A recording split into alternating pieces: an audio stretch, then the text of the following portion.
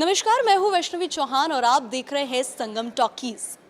आज हम आपको ले चलते हैं एक ऐसे प्रेस्टिजियस और इंस्पायरिंग प्लेटफॉर्म पर जीटीटीसीआई द्वारा आयोजित एमएसएमई ग्लोबल ग्रोथ फोरम 2024 के प्लेटफॉर्म पर, जो आयोजित हुआ है कनॉट प्लेस दिल्ली में। ये इवेंट खास है क्योंकि देश और दुनिया के उद्योगपति, स्टार्टअप्स, नीति निर्माता एक साथ जुड़े हैं, वो भी एमएसएमई की सक्सेस स्टोरीज को सेलिब्रेट करने के लिए। जीटीटीसीआई के फाउंडर प्रेसिडेंट गौरव गुप्ता और चेयरपर्सन रश्मि सलूजा जैसे विजनरी लीडर इस आयोजन और इस कार्यक्रम को और भी इम्पैक्टफुल बना देते हैं। तो आइए आपको लेके चलते हैं कार्यक्रम की झलकियों पर, जो कि सिर्फ दिखेगा आपको संगम टॉकीज पर। GTTCI hosts multiple forums connecting India with nations worldwide, promoting trade exchanges. And we had the Our gracious mission. presence of each and every one of you. It's absolutely an honor for me to welcome you all with a lovely round of applause. So thank you. As we look forward to the first 6 months of the year 2025, where we actually given our best, try to be the best version of ourselves. It's the latter part of the year, the later 6 months that we're truly looking forward to excelling in our endeavors with a global connect and with the gracious presence of our living legends, of our diplomats. Ladies and gentlemen, let's truly begin by sitting back tall so that our visions could become a reality. I'm going to take another 10 seconds and speak to you so that I want everyone to be well settled. A humble request to all of you to please put your mobile phones in an inaudible mode. May we kindly have them on the silent mode. This room is very warm and full of love and intelligence. We have the geniuses here with us. We're going to share a lot of thoughts. Our thought leaders, change makers are here to bring that change and that beauty in our life. So we're going to have very special keynote speakers to panel discussions, our distinguished panelists who've joined us here from all across the world. So I hope our phones are on the silent mode. Nevertheless, feel free to take your pictures and your videos, and do remember to tag us and hashtag us at GTTCI.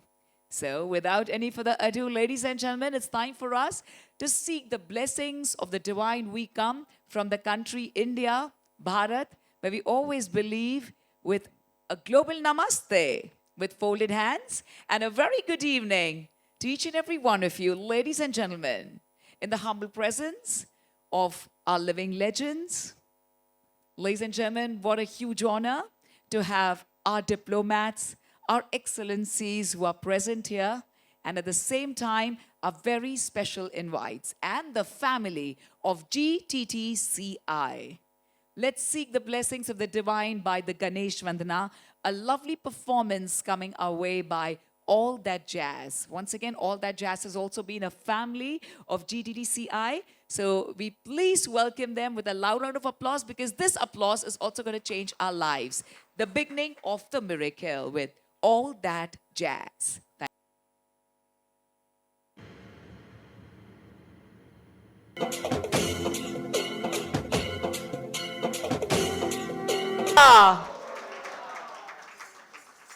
With the blessings of Lord Ganesha,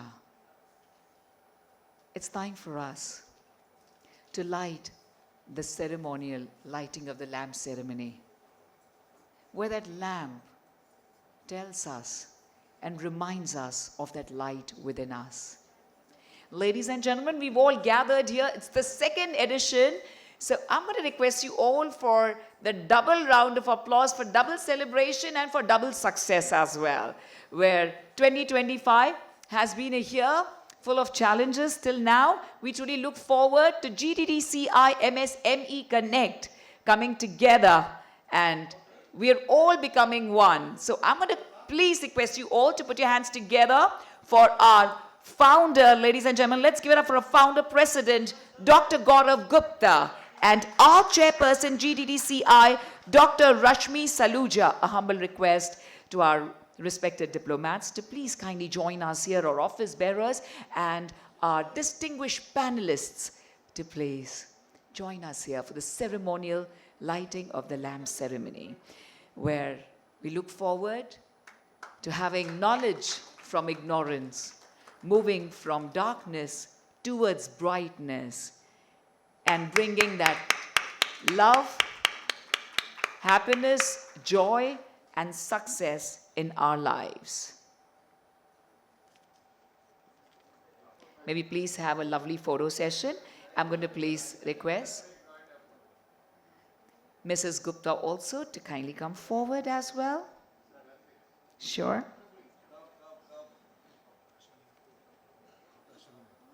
A humble request to Dr. Ashwini Mehta ji, please. A humble request to you. Dr. Ashwini Mehta ji, please. We shall request you all to be here with us for a lovely photo op in a semicircle. May I please request Shubham Gupta to please join us for the photo op, sir. May we please have a photo op? Thank you. Gaurav, sir. Ladies and gentlemen, for the inaugural welcome, please join us as we like to put our hands together for the trailblazer who makes it possible for our lives to be very comfortable. Where we all are global citizens of the world, ladies and gentlemen, whenever we come to Delhi or we think of our country, Bharat, and we think of international connections, it has to be the numero uno, the one and only Dr. Gaurav Gupta, who founded Gttci for the global connect for trade and technology to truly become one and for us to excel. May we please have a special welcome address by Dr. Gaurav Gupta, our founder president, Gttci. Namaskar. Very good evening. Respected dignitaries, esteemed ambassadors, diplomats, distinguished guests, industry stalwarts, valued partners, and friends. It is with great honor and deep humility that I welcome you all to the SME Connect Global Growth Forum on the occasion of Micro, Small and Medium-Sized Enterprises MSME Day. This day, recognized by the United Nations General Assembly since 2017, serves as a global reminder of the critical role MSME plays in achieving the Sustainable Development Goals (SDGs) and in fostering inclusive and resilient economic growth.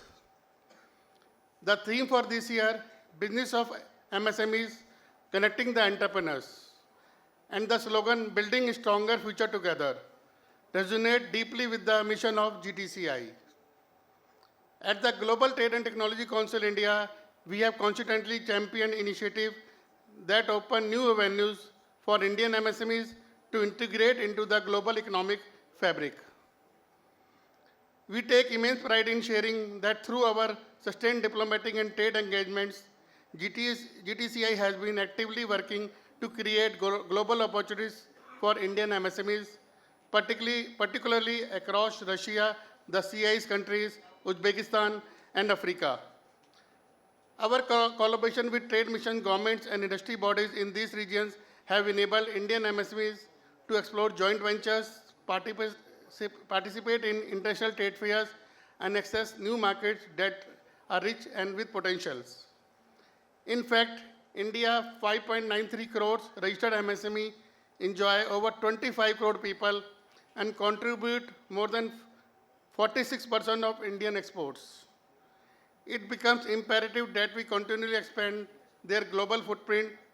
Our engagement with Russia and CIS have facilitated partnership in technology transfer, manufacturing, energy and innovation, education. Similarly, our outreach across African nations has opened doors for collaboration in agriculture, healthcare, infrastructures, and skill development, areas that promise mutual growth and prosperity.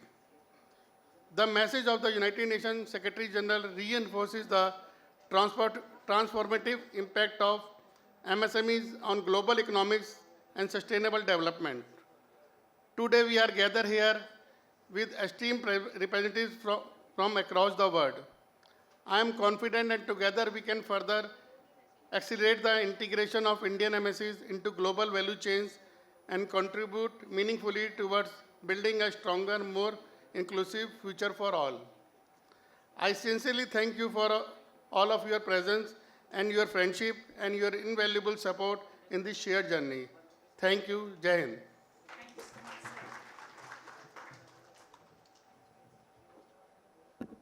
Thank you for your kind words, dear sir, and for this very beautiful inaugural welcome for today. But when we had our inaugural beautiful MSME Global Connect last year on the same day, it was very special. But as I said, this is gonna be a double whammy for all of us.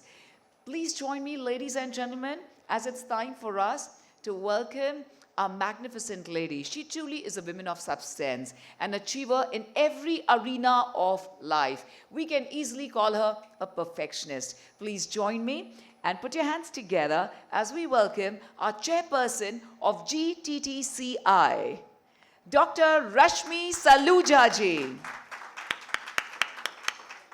Good evening, ma'am, and humble thanks to you.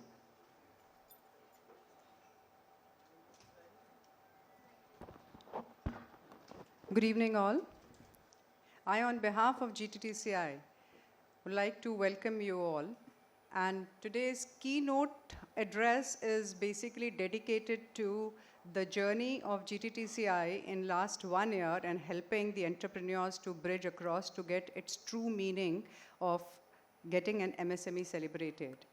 And my entire highlight, which is going to be the next part of this event, before the panel discussion, is an experience which was truly felt by a team, not only in GTTCI, but across the world in 2 countries that we experienced, which was in Uzbekistan and Russia.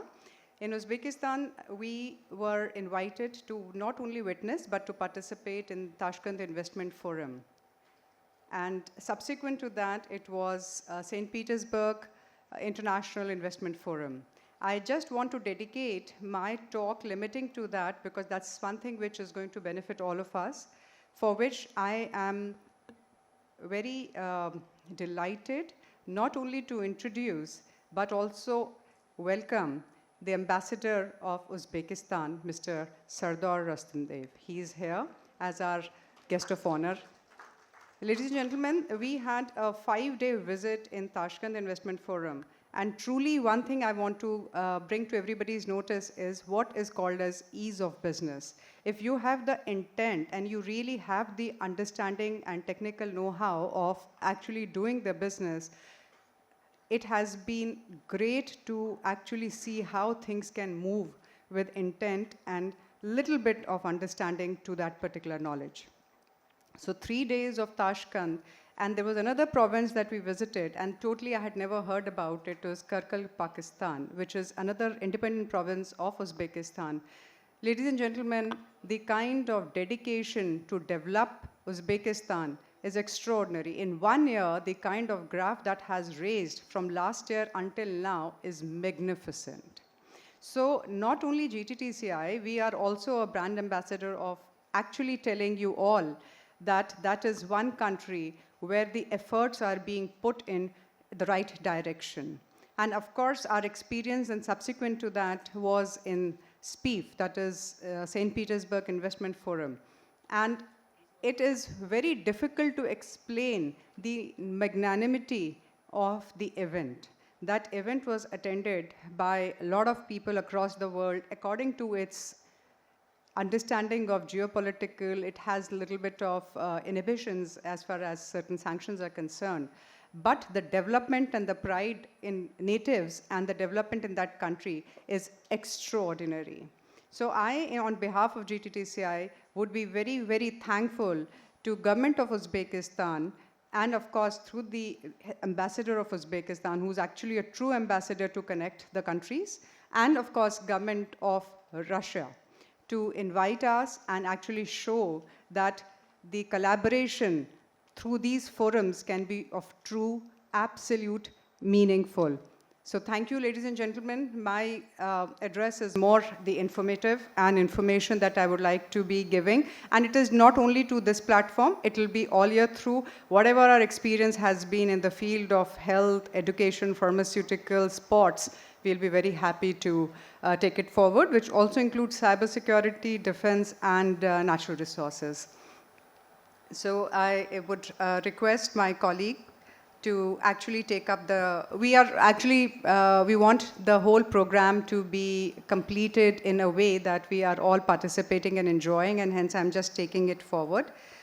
So the next part, I'm going to ask Simran to start with the special award dedication. Thank you, ma'am. Please kindly join us here on stage, and I'm going to kindly request our founder president, Dr. Gaurav Gupta, to kindly join Dr. Rashmi Salujaji to begin the Entrepreneurs of Change. Ladies and gentlemen, this is a special section which we have created as per the experience of the ease of business. Not only the ease of business that we have experienced, but the ease of business that we have seen, which has actually helped the countries develop. And dedicated to that is the special awards section that we are doing it. We are conferring the award to the entrepreneurs of global change. And this is a true experience that we have felt. And we would also like to dedicate this to their countries and create a special section to create a showcase for India. So the first award, in fact, is Mr.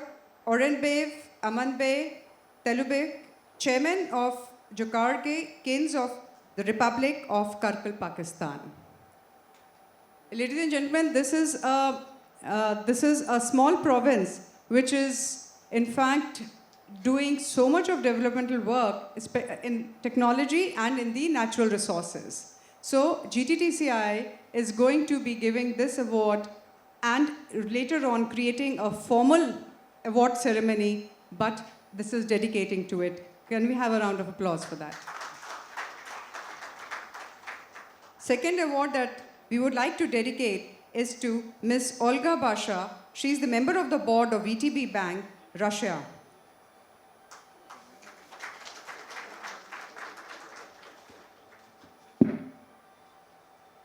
Third award will go to Ms. Angelina Morgan, Head of International Relations, Gazprom Bank, Russia.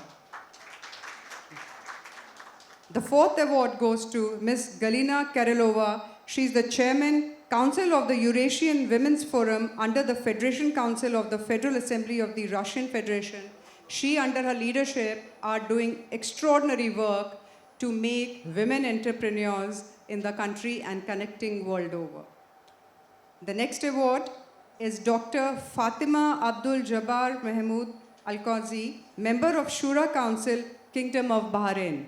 She has been doing extraordinary work, not only in her country, for SME, but women and child, and connecting across.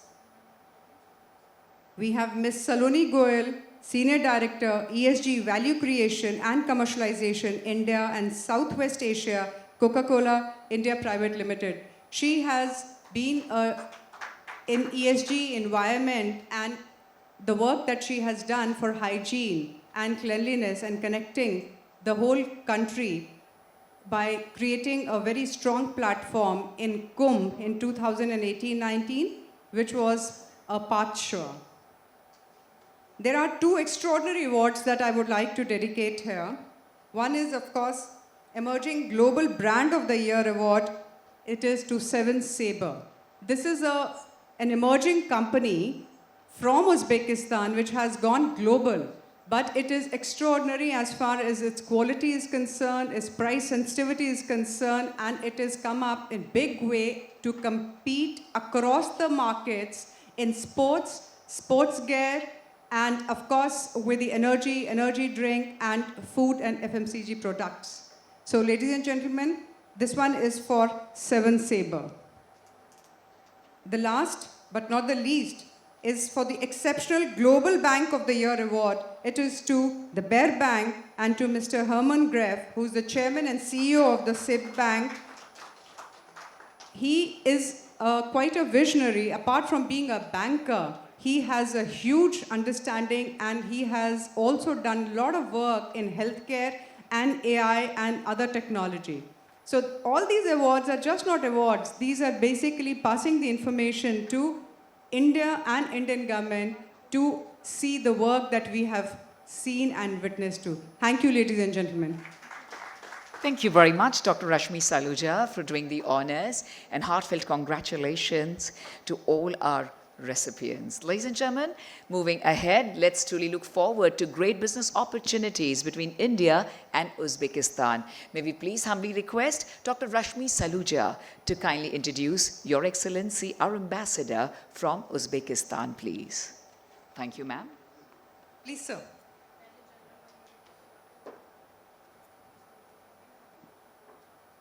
My understanding that why ambassadors are posted in different countries is the true embodiment of Ambassador Uzbekistan, who has not only taken so much of effort to showcase the country, but connecting people of India to Uzbekistan from all, at every forum, at every platform. His Excellency has taken so much of pain to make us understand that these two countries collectively, beyond the government sources and resources, can do extraordinary work. So I don't want to come in between him and all of you. In fact, I would request, Sir, His Excellency, to actually talk about his connect and his vision of the country. Thank you, ladies and gentlemen. Over to His Excellency. Thank you so much, Dr. Saluja. Good afternoon, ladies. If you don't mind, I will be speaking from there. So,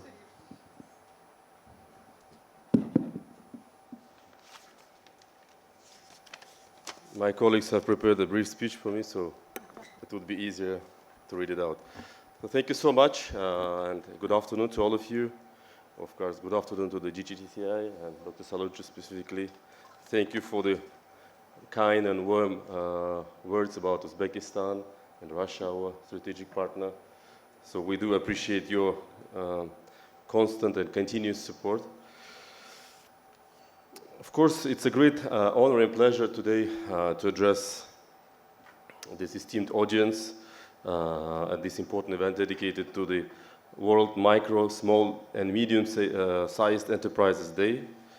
And on the behalf of the government of Uzbekistan, and allow me to extend our warm greetings and the best wishes to all of the participants. Today, as we celebrate World MSME Day, it's especially important to highlight the key role of the enterprises in the global economy. MSME aren't just a business segment, they're also so-called driving force of innovations, source of new jobs, and the foundation of the stable economic growth. MSMEs act as a catalyst for entrepreneurship, foster social inclusion, sustainable development, ensuring flexibility and adaptability to changing market conditions. In Uzbekistan, we are well aware of the immense importance of small and medium-scale businesses for our national development. For many years, these sectors has demonstrated impressive and steady growth and become a crucial driver of our economy. MSME nowadays make a significant contribution to our GDP, providing stable employment for millions of our citizens and helping to improve their well-being. Currently, the share of MSMEs in Uzbekistan's GDP exceeds 50%, which is a clear testament to the strategic importance of this sector. On top of that, these enterprises provide about 80% of all employment in the country, making them as an integral part of our social and economic structure. They cover a wide range of industries from manufacturing and agriculture to services and information technologies, bringing innovation and competitiveness to all of the markets. The government of Uzbekistan, under the leadership of Honorable President Mr. Shavkat Mirziyoyev, has consistently implementing large-scale reforms aimed at creating most favorable conditions for MSME development. We understand that that sector, to thrive, it requires not only financial support, but also a creation of transparent, predictable, and stimulating business environment. Among the key reforms that we introduced in the past several years are, first one is economic liberalization and reduction of bureaucratic barriers. We've significantly simplified the business registration process, and Dr. Saluja has personally witnessed that during her trip to Tashkent. All these registration procedures were simplified, obtaining permits and licenses and of course minimize size of inspections. This allows entrepreneurs to focus on development of their business rather than overcoming all these administrative hurdles. Second, one of the most important reforms was the improved access to finance. We expanded MSMEs' access to credit resources by introducing various support programs, subsidized loans and grants. Microfinance organization and venture capital programs are actively developing too. Third is the creation of favorable tax regime. Special tax incentives and simplified taxation system has been introduced for the small and medium-scale enterprises, reducing their financial burden and stimulating profit reinvestment. Another important reform is the infrastructure development, digitalization. We're actively working on the improving infrastructure, including development of free industrial economic zones. We have more than 25 SEZs in Uzbekistan, logistics centers and technology parks. The digitalization of public services and introduction of electronic document management also significantly simplified the process.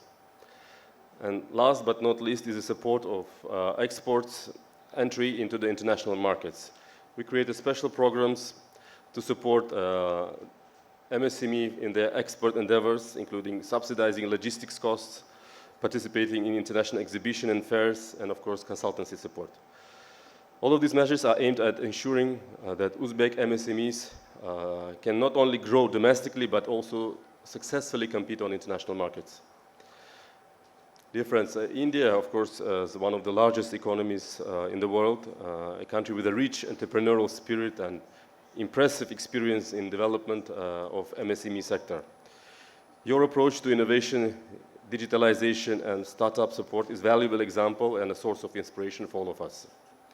We are deeply interested in establishing close and fruitful cooperation between micro, small, and medium-sized enterprises of Uzbekistan and India.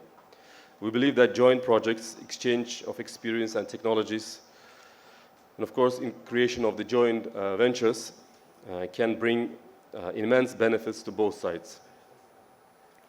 And of course, I would like to pinpoint several areas where we can cooperate. First, and one of the biggest areas is the textile industry. Uzbekistan being one of the major producer of cotton and silk, and India has advanced technologies, so that sector we think can be very perspective. Second most important sector can be pharmaceuticals. India being a global leader in generic drug production, and Uzbekistan is also developing this industry very fast. Information technologies and outsourcing. Both countries have talented IT specialists opening opportunities for cooperation in software development, IT services, and startups. Next one can be agriculture and food processing, exchange of experience in these technologies, processing of agricultural products and food production. And of course, last but not least, is the tourism and hospitality. Development of joint tourist routes and projects in the hospitality sector. I would like not to spend much of your time going too much into detail, but generally speaking, we are happy to do it during our interactive section, and would be happy to hear your comments and maybe feedback on the ideas that you might have on our bilateral cooperation. So thank you so much for your attention.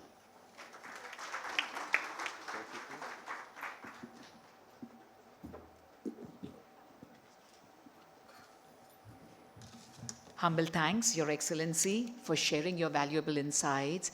And we truly look forward to now going ahead and doing our brainstorming and look forward to great ties between India and Uzbekistan. Ladies and gentlemen, may I please once again request a huge, thunderous round of applause for Your Excellency, please. Humble thanks to you, dear sir. Ladies and gentlemen, we now have a presentation as we like to please welcome Mr. Khurshid Beg Samif, Trade Councillor, Embassy of Uzbekistan, for your presentation, dear sir.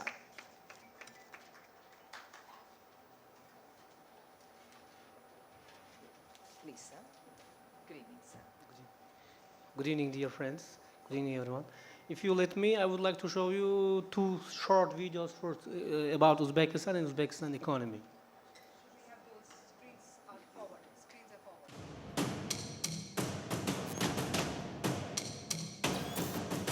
Welcome to the heart of Eurasia, Uzbekistan. Country rich in history and ambitious about its future. Uzbekistan is not only a land of cultural heritage, but also a fast-growing economy open for investment. Uzbekistan's economy is growing at an impressive rate. The volume of foreign investment significantly increased. From 4.4 billion to 22.4 billion, over thousands of new industrial projects are being implemented. Uzbekistan is becoming a key transport hub at the crossroads of Europe, Asia, and the Middle East. The country is actively developing transport corridors and international infrastructure projects. The country is one of the world's leading producer of gold, silver, and uranium, and has significant reserves of copper, tungsten, and other minerals.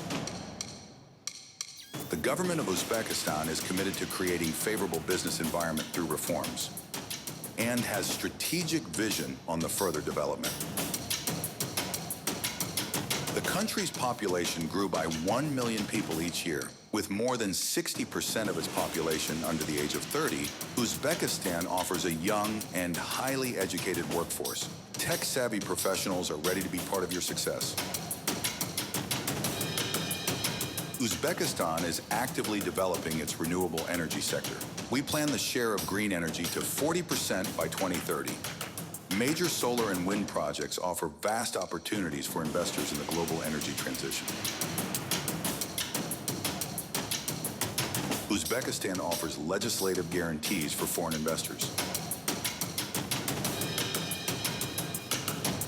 Rich culture, historic cities, and unique natural attractions make Uzbekistan an appealing destination for tourism investment. Uzbekistan is a land of great opportunity for your business. Join a new phase of economic growth and be part of Uzbekistan's success. Explore new Uzbekistan, big country with big opportunities.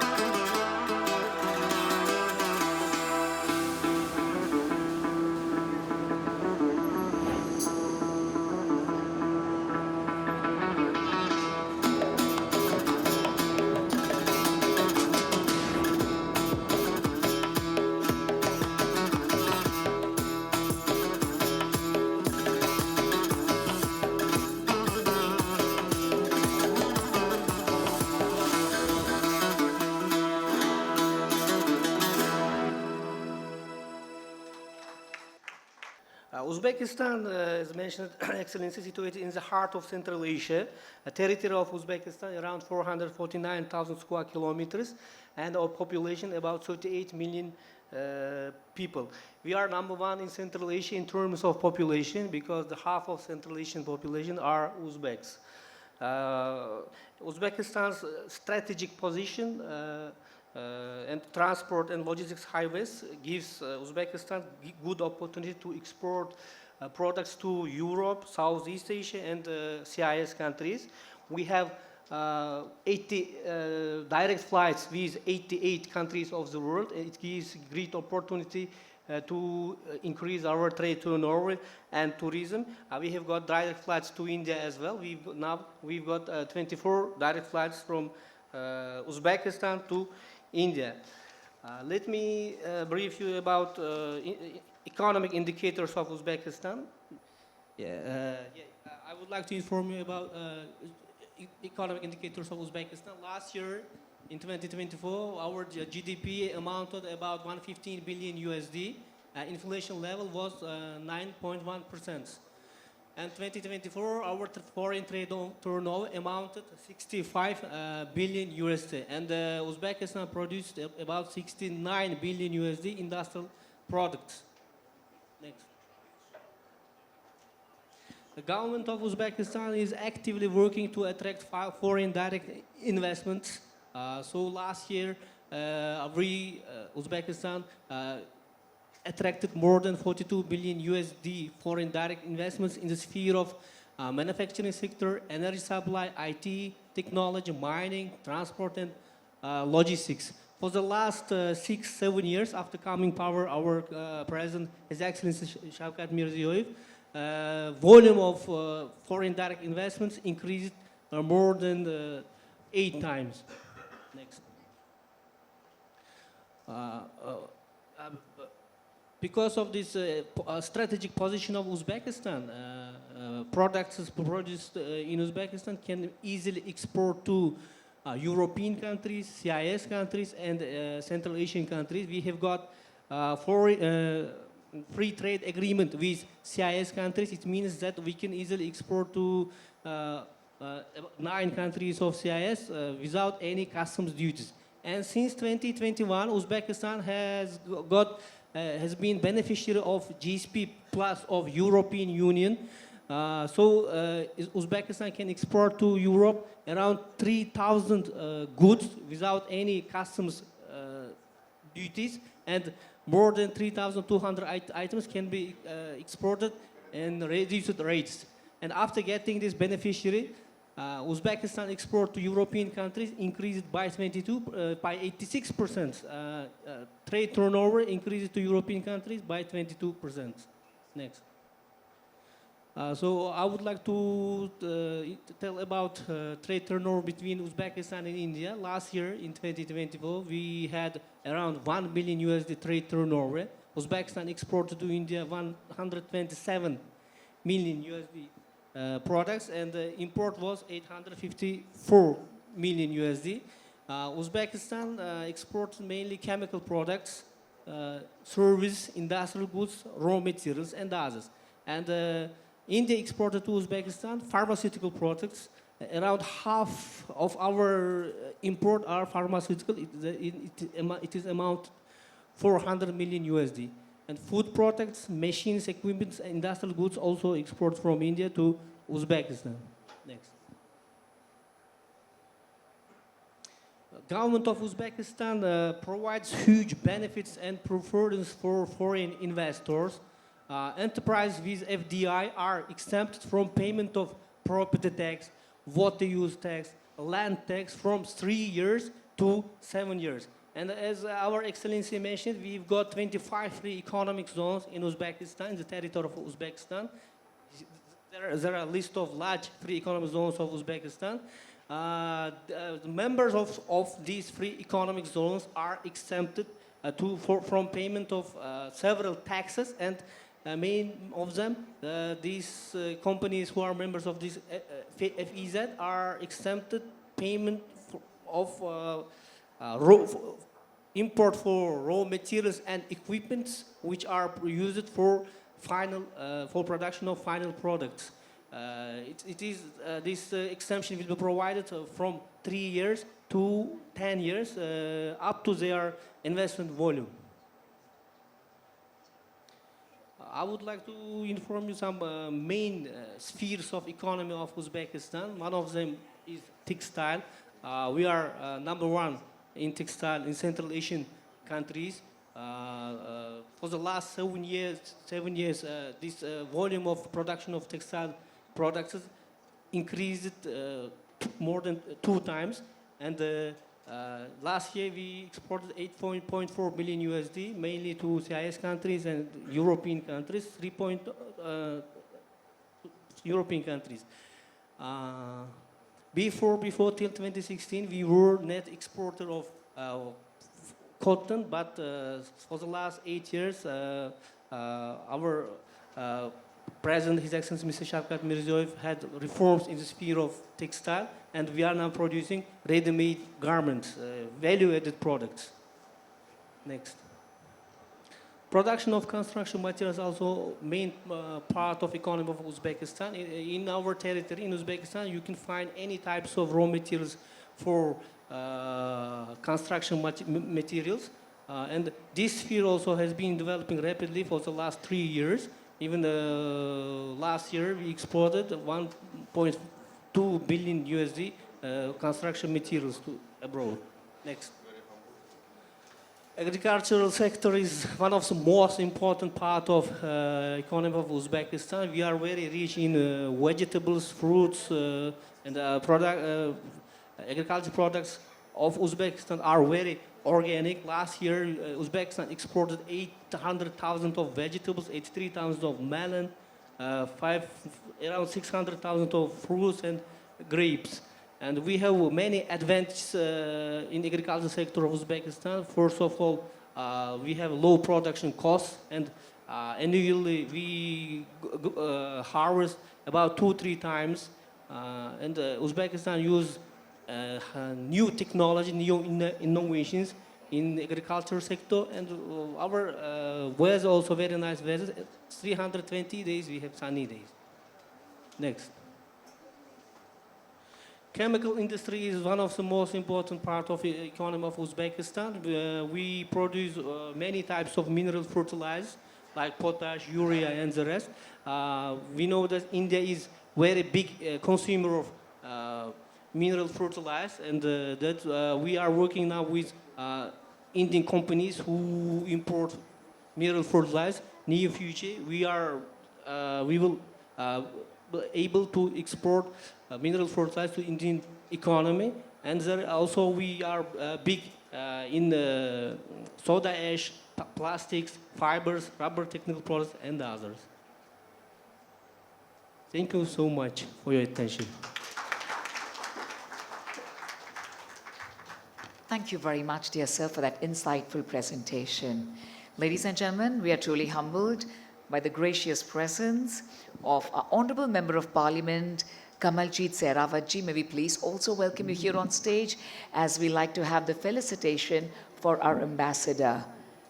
A humble request to our Honorable Member of Parliament, Gttci, to kindly join us here.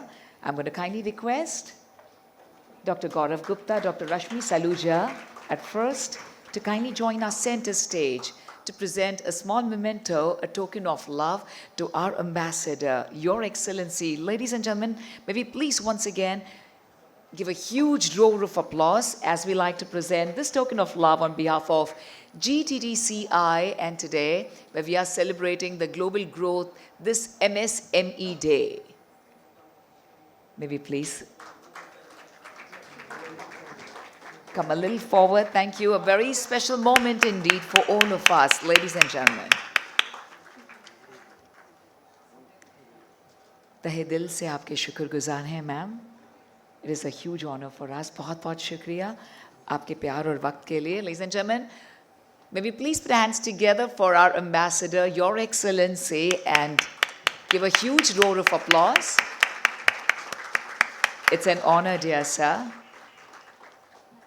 at first to get to hear from you, and of course, for your gracious presence, and we truly look forward to great connections as well between India and Uzbekistan. Ladies and gentlemen, MSMEs are the key players in shaping healthier communities. It's now time for a conversation that speaks to the very heart of innovation, resilience, and inclusive progress. This panel discussion on MSMEs as drivers of societal impact, health, fitness, and inclusive growth, which brings together thought leaders, industry champions, and policy influencers who will delve into how MSMEs are pioneering social innovations, promoting fitness and wellness, and creating meaningful and trending impact. Tourism, education, wellness, sustainability, culture, and soft power. And ladies and gentlemen, to moderate this brilliant session, may we please kindly request Dr. Rashmi Saluja, our chairperson GTTCI, to also welcome our distinguished panelists and to moderate this interesting session. Thank you very much, dear ma'am. Dr. Harsh Johari, Chairman, Department of Renal Transplants, Gangaram Hospital, to join. Padma Shri, Arjuna Awardee, Yogeshwar Dutt, Olympic medalist for wrestling. Ramesh Agarwalji, Founder and Managing Director, Agarwal Packers and Movers. Mr. Sanjay Kaushik, Senior Regional Director, Operations South Asia, Radisson Hotel Group. Ms. Elena Komarova, CEO, VTB Bank, New Delhi branch.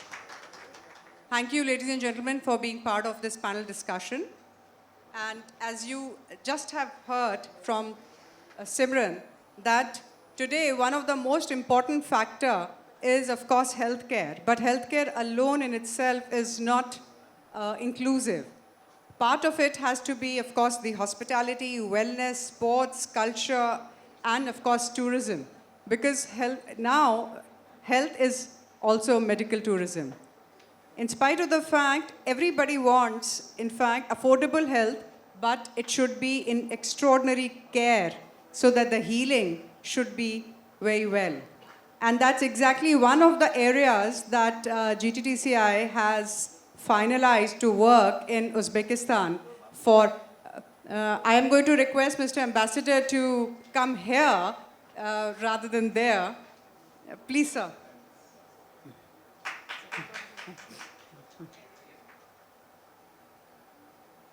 So I'm going to start straight from Dr. Johari. One very fun, though he's, of course, he always introduces himself that his services are never needed. But it is absolutely, that's not how it is. Under his guidance, we have developed in Arunachal Pradesh, Department of Renal Sciences and Urology. And now under his guidance, in Andajan University, we are developing a resource building and a full-fledged renal department even in Uzbekistan. So I'm just going to ask Dr. Johari, how do you understand the affordability as far as going and participating each entrepreneur in developing the healthcare system? Because of the scarcity of the time, I am going to only request 2 minutes with each panelist.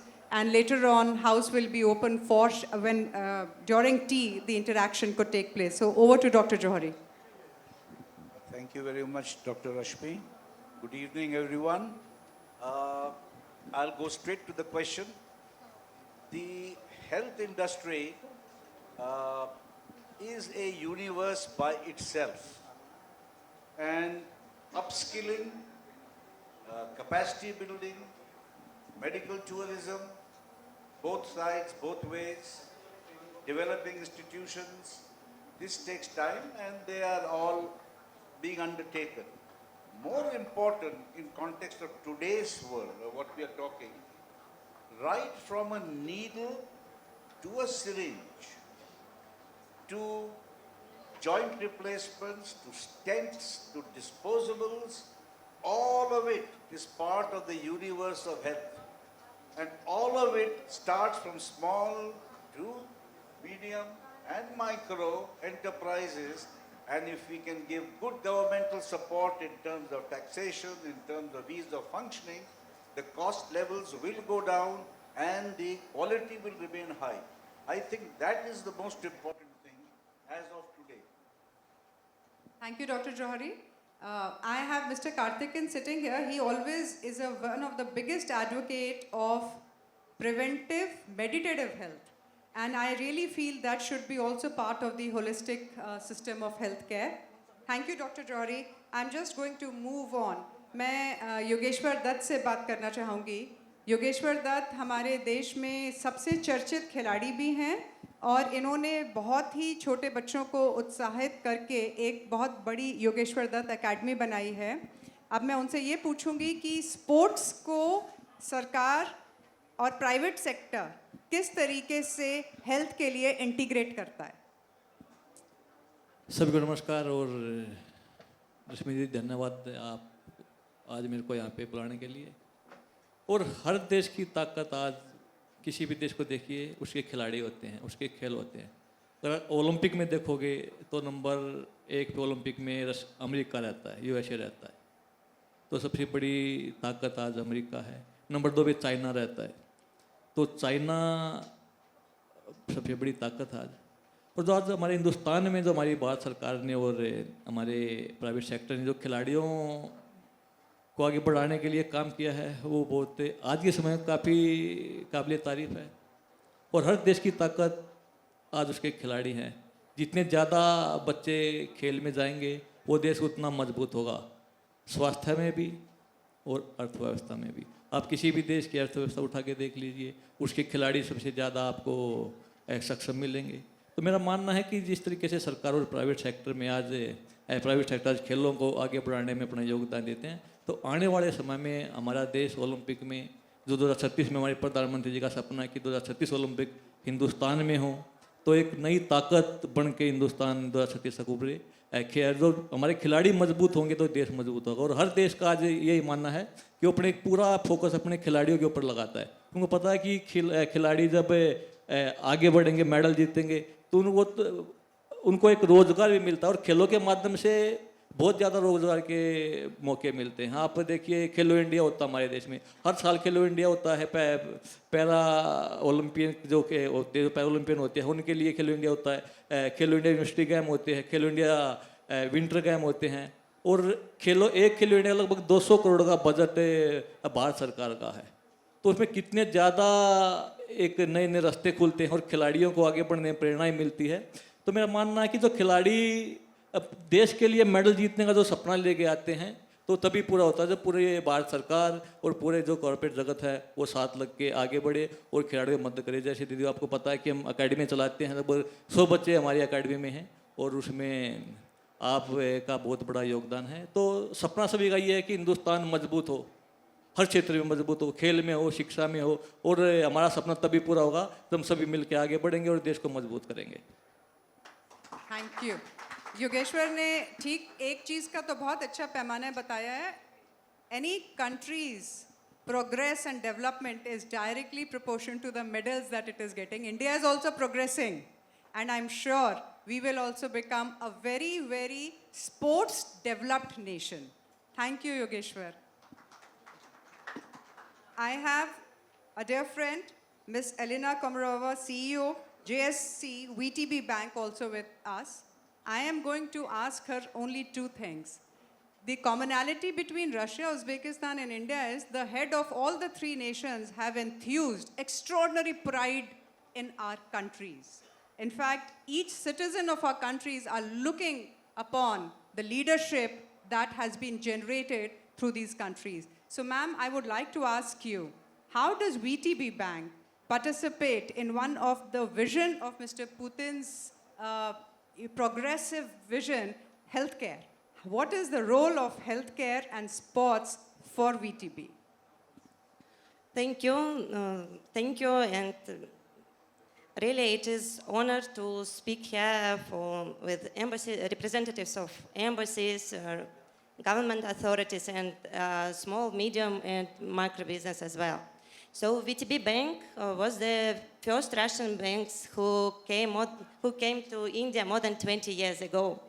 And we got the license of AD bank first category in 2008. And starting that year, we develop not only our business but develop the cooperation between Russia and India, Russian and ex-Soviet countries as well. Now, VTB has the widest international presence, and we develop and build financial bridges not only between India and Russia, but between India and all countries who support our cooperation, and of course, including Uzbekistan.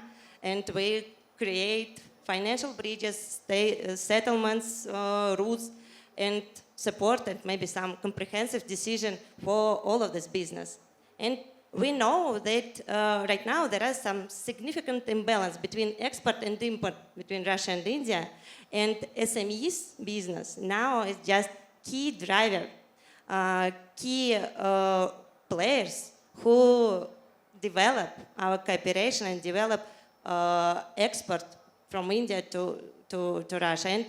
And tourism in Russia, and Russian tourists now came to India, understand India more and more, and love India as well. So, and develop some presence, yes, and some just the example for the Indian business for Russian, yes. So we continue to develop here, and our focus to open India for Russia and to open Russia for India, as well as other countries. And so we're here, and thank you that we continue to this mission here. Thank you very much, because I have to tell you one thing. When I was in Russia, I've just come back from SPIEF, from Moscow and St. Petersburg. And surprisingly, whatever the news says about the sanctions, but the country is extraordinarily developing. They have huge infrastructures coming up, and their banks are really, really, again, getting back to the ease of business, not only in India and Russia, as she just mentioned, it is across the world. Welcome here. Thank you, thank you. Really, St. Petersburg, Moscow, and other big cities in Russia are very welcome to all, not only Indians, but all countries, and for business as well. Thank you. Thank you very much. Namaskar, Ramesh ji. जी नमस्ते. आपका एक बहुत ही जो business है जिसमें मुझे लगता है कि हम सबको आवश्यकता पड़ती है. मूवर्स एंड पैकर्स जो एक क्रेडिबिलिटी तो है ही है, पर मुझे लगता है कि हर किसी की मूवमेंट में आपकी आवश्यकता, और आपके लोगों ने जो इस तरीके से इसको एसएमई बिजनेस को आगे बढ़ाया है, उसमें मुझे एक बात बताइए कि आप लोग जो सीएसआर फंडिंग भी करते हैं, और अपने बिजनेस के अलावा आप क्या दूसरे बिजनेसेस को या सीएसआर को या नॉट फॉर प्रॉफिट बिजनेसेस को भी आगे बढ़ाते हैं? Thank you very much. आपने बड़ा दिल का क्वेश्चन पूछा. Number one, since 39 years in the service, we started with the, you can say, like the zero, and as on today, we are dealing with 162 countries as the relocations. Agarwal Packers and Movers. I think most of the ambassadors, honorable ambassadors, must have availed our services. Across the world, we are doing it. And you ask the CSR. In fact, did the case study. What do you mean by CSR? हमारे क्या होता है कि एक एक रुपए का multiple कैसे मिले, लाइक एंड यूजर को, उसको मैं सीएसआर कहता हूँ. और हमारी कंपनी 2012 में जब सीएसआर का कोई कंसेप्ट भी नहीं आया था, तो उससे पहले that is was the CSR. One is the PSR, Professional Social Security, then there is the ISR, Individual Social Security. उस पर हमने बहुत शुरू से ही काम किया. But later on it became a CSR because initially मैं as a individual social security में काम करता, because I was not an entrepreneur. But still I was doing it. Then फिर professional बना as a airman in Indian Air Force. Then I have started my PSR. I'll just give you an example of my PSR. In 1986, I left my service, and I got 44,000 rupees with me from the government of India, from Indian Air Force as a retirement. And I remember that day. So I took one ticket, 1 rupee, one ticket from Srinagar to Hyderabad, one suitcase, one this cap, and the 43,000 rupees that day itself, I donated or given to the war widows and took my bag and joined my home. So that's called ISR, Individual Social Security. तो security India का तो एक concept रहा है कि अपनी कमाई को शुद्धि करते रहो और जब भी कमाए उसको मल्टीपल करना है तो शुद्धि करना बहुत जरूरी है. जब तक शुद्धि नहीं होगी तो इट नॉट बी मल्टीपल. तो दैट्स द हमारे सब ग्रंथ जितने भी हैंगे, इफ यू से Padma Purana, it clearly said कि आपको मल्टीपल करना है. Of course business will do that 25%, 30%, 40%. If you want to make it 1,000%, then it's only CSR. So I had just given to the as a charity in the 1986 the 44,000. You can make it the 4,000 crores group. Now I'm sitting here. So thank you much for your thank good you very question. much. And it can be a ये एक practical थोड़ा सा यदि कोई दोहरा का भी देखेंगे तो मैं समझता हूँ कि साल भर में सबको रिजल्ट मिलना शुरू होगा. Thank you, Ramesh ji. Thank you very much. I have my last speaker today, who is representing the hospitality sector. And Mr. Sanjay Kaushik is Senior Regional Director of Operations South Asia Radisson Hotel Group. First of all, Sanjay ji, I have to congratulate you on one of your hotels I just visited was in Russia, Collection Group, and it is part of one of the iconic buildings. Extraordinary hotel. First of all, that's a congratulations to the entire Radisson Group. But I want to take your opinion on that hospital and hospitality. I think so today has become an absolute integral part. So what are your views on that? Dr. Rashmi, thank you so much for calling me here. I think the way the things are changing is about how the people want to be treated. In the hospital, people are very unhappy. They want cure. They want to go back ASAP to their home. On the other hand, hotel, they want to stay longer. Either they're coming on the business or they're on the leisure. They want to spend more time and be comfortable. What common thing which is important, which it is noticeable, is the people. And if you see in the last 10 years, people from the hotels are moving to the hospitals, providing most of the non-medical services.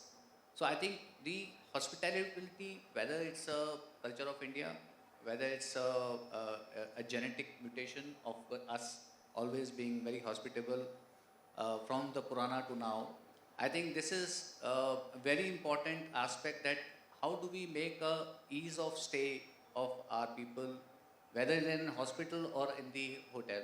So the common thread is people, and I think we are proud to have the culture of India, which is more hospitable, whether it's Agarwal Packer Movers. I would like to compliment the kind of people they come, or any other hotels. We are among the second largest hotel management company in India, with 150 hotels competing this year.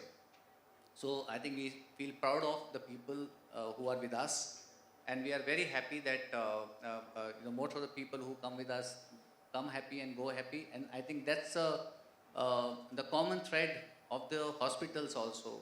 Most of the hospital, Dr. Ashwini's hospital, do Max, Fortes, and other Medanta hospital. If you say the highest number of people which is serving there are from the hotel industry. So I think this is a common thread which I see in the last 10 years. Thank you. Thank you, Mr. Kaushik. I have a very dear friend, Dr. Ajay Swaroop. He's the chairman of Board of Management, Sir Gangaram Hospital. I think so there's going to be a time when it will be called as Sir Gangaram Hospital Hospitality by Radisson. It might even happen that way. But I am also going to congratulate and thank Radisson for always being a partner, of hospitality partner to GTTCI. Thank you, ladies and gentlemen. That's where we are going to be closing this session, and we will be prepared for the next session right away. So I would like to felicitate. We'd like to present the token of love, a memento to all our distinguished panelists. May I kindly request Dr. Gaurav Gupta to please join Dr. Rashmi Saluja ji and do the honors. Ladies and gentlemen, great insights and knowledge on medical tourism, to education, to hospitality, to sports, culture and wellness, and the pharmaceuticals arena. Wow, what a beautiful moment for us.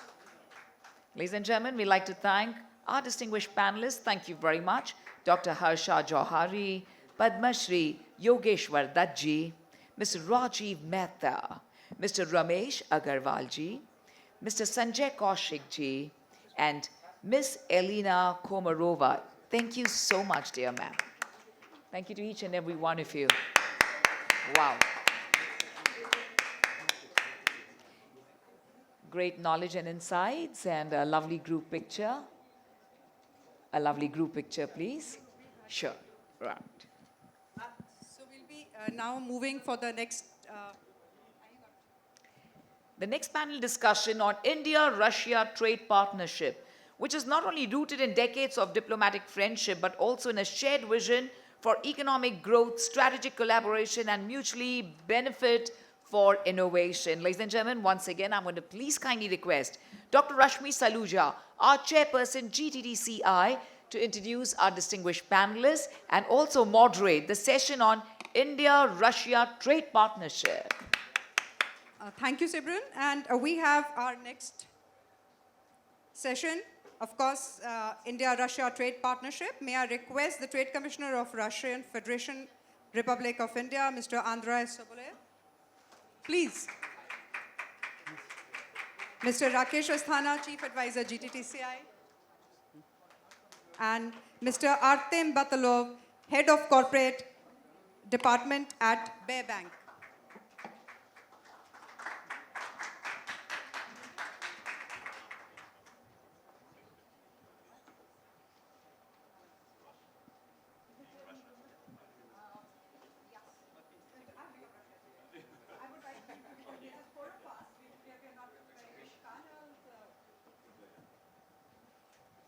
I just mentioned about Mr. Putin's vision for Russia and his vision and Mr. Modi's vision for India and Russia.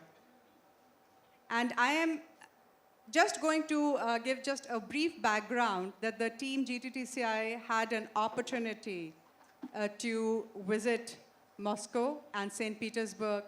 In spite of whatever is happening in the world, let me tell you one thing, ladies and gentlemen, it is one of the most progressive countries. I feel the religion of Russia has become development and the progress. And that is where they would like to holistically participate in the growth of forward-looking, and especially the banking structure of Russia is extraordinary. I would like to start my question with the Trade Commissioner of Russian Federation, because his job is actually one of the toughest and the easiest and the most interactive job. We met when we were there, and there, in fact, in Russia, they still feel what they used to feel for India during Raj Kapoor days until the trade time now. What do you think in last couple of years, the strengthening relationship, especially under the present geopolitical situation, the role of India and Russia should be? Thank you very much. Distinguished guests, ladies and gentlemen, yeah, I have many thoughts about it, but I'm well prepared. I have cheat sheets with me, if you allow me. Yeah? Okay, thank you. But you will have to still answer my question. I will try. Good afternoon. Dear ladies and gentlemen, dear panelists, dear friends. First of all, I would like to take this opportunity to extend my gratitude to organizers of this conference and thank you for invitation to participate. Such events help us to bridge the gap between business communities of our countries, providing platform for direct interaction. It's obvious that India is a priority in Russia's economic agenda. In 2024, India took the second place among Russia's largest trading partners, and according to Indian statistics, trade turnover between our countries last year exceeded $70 billion. For comparison, let me remind you that in 2021 the volume of bilateral trade amounted to $14 billion. The growth rate turned out to be so impressive that the leaders of our countries during the summit in Moscow in July 2024 set a goal to achieve trade turnover to $100 billion by 2030. The above-mentioned figures have been achieved mainly due to the export of Russian energy resources and fertilizers, but we also witnessed significant progress in such areas of industrial cooperation as construction, chemical production, electric power industry, railway and heavy engineering, mining, information technology, etc. The main task for us at this stage is further broadening of our commodity basket and increase in the share of no raw materials and no energy products. I try to answer your question. Yeah. Small and medium-sized businesses in Russia and India make up a significant share of GDP, and this percentage is growing every year. SMEs account for 45% of India's total industrial output and 40% of the country's total exports. According to the Small Industries Development Bank of India, as of March 2025, there are more than 62 million micro, small, and medium enterprises registered in your country. The prospects are enormous, and I would like to request Russian colleagues, even panelists, to be more proactive in this area.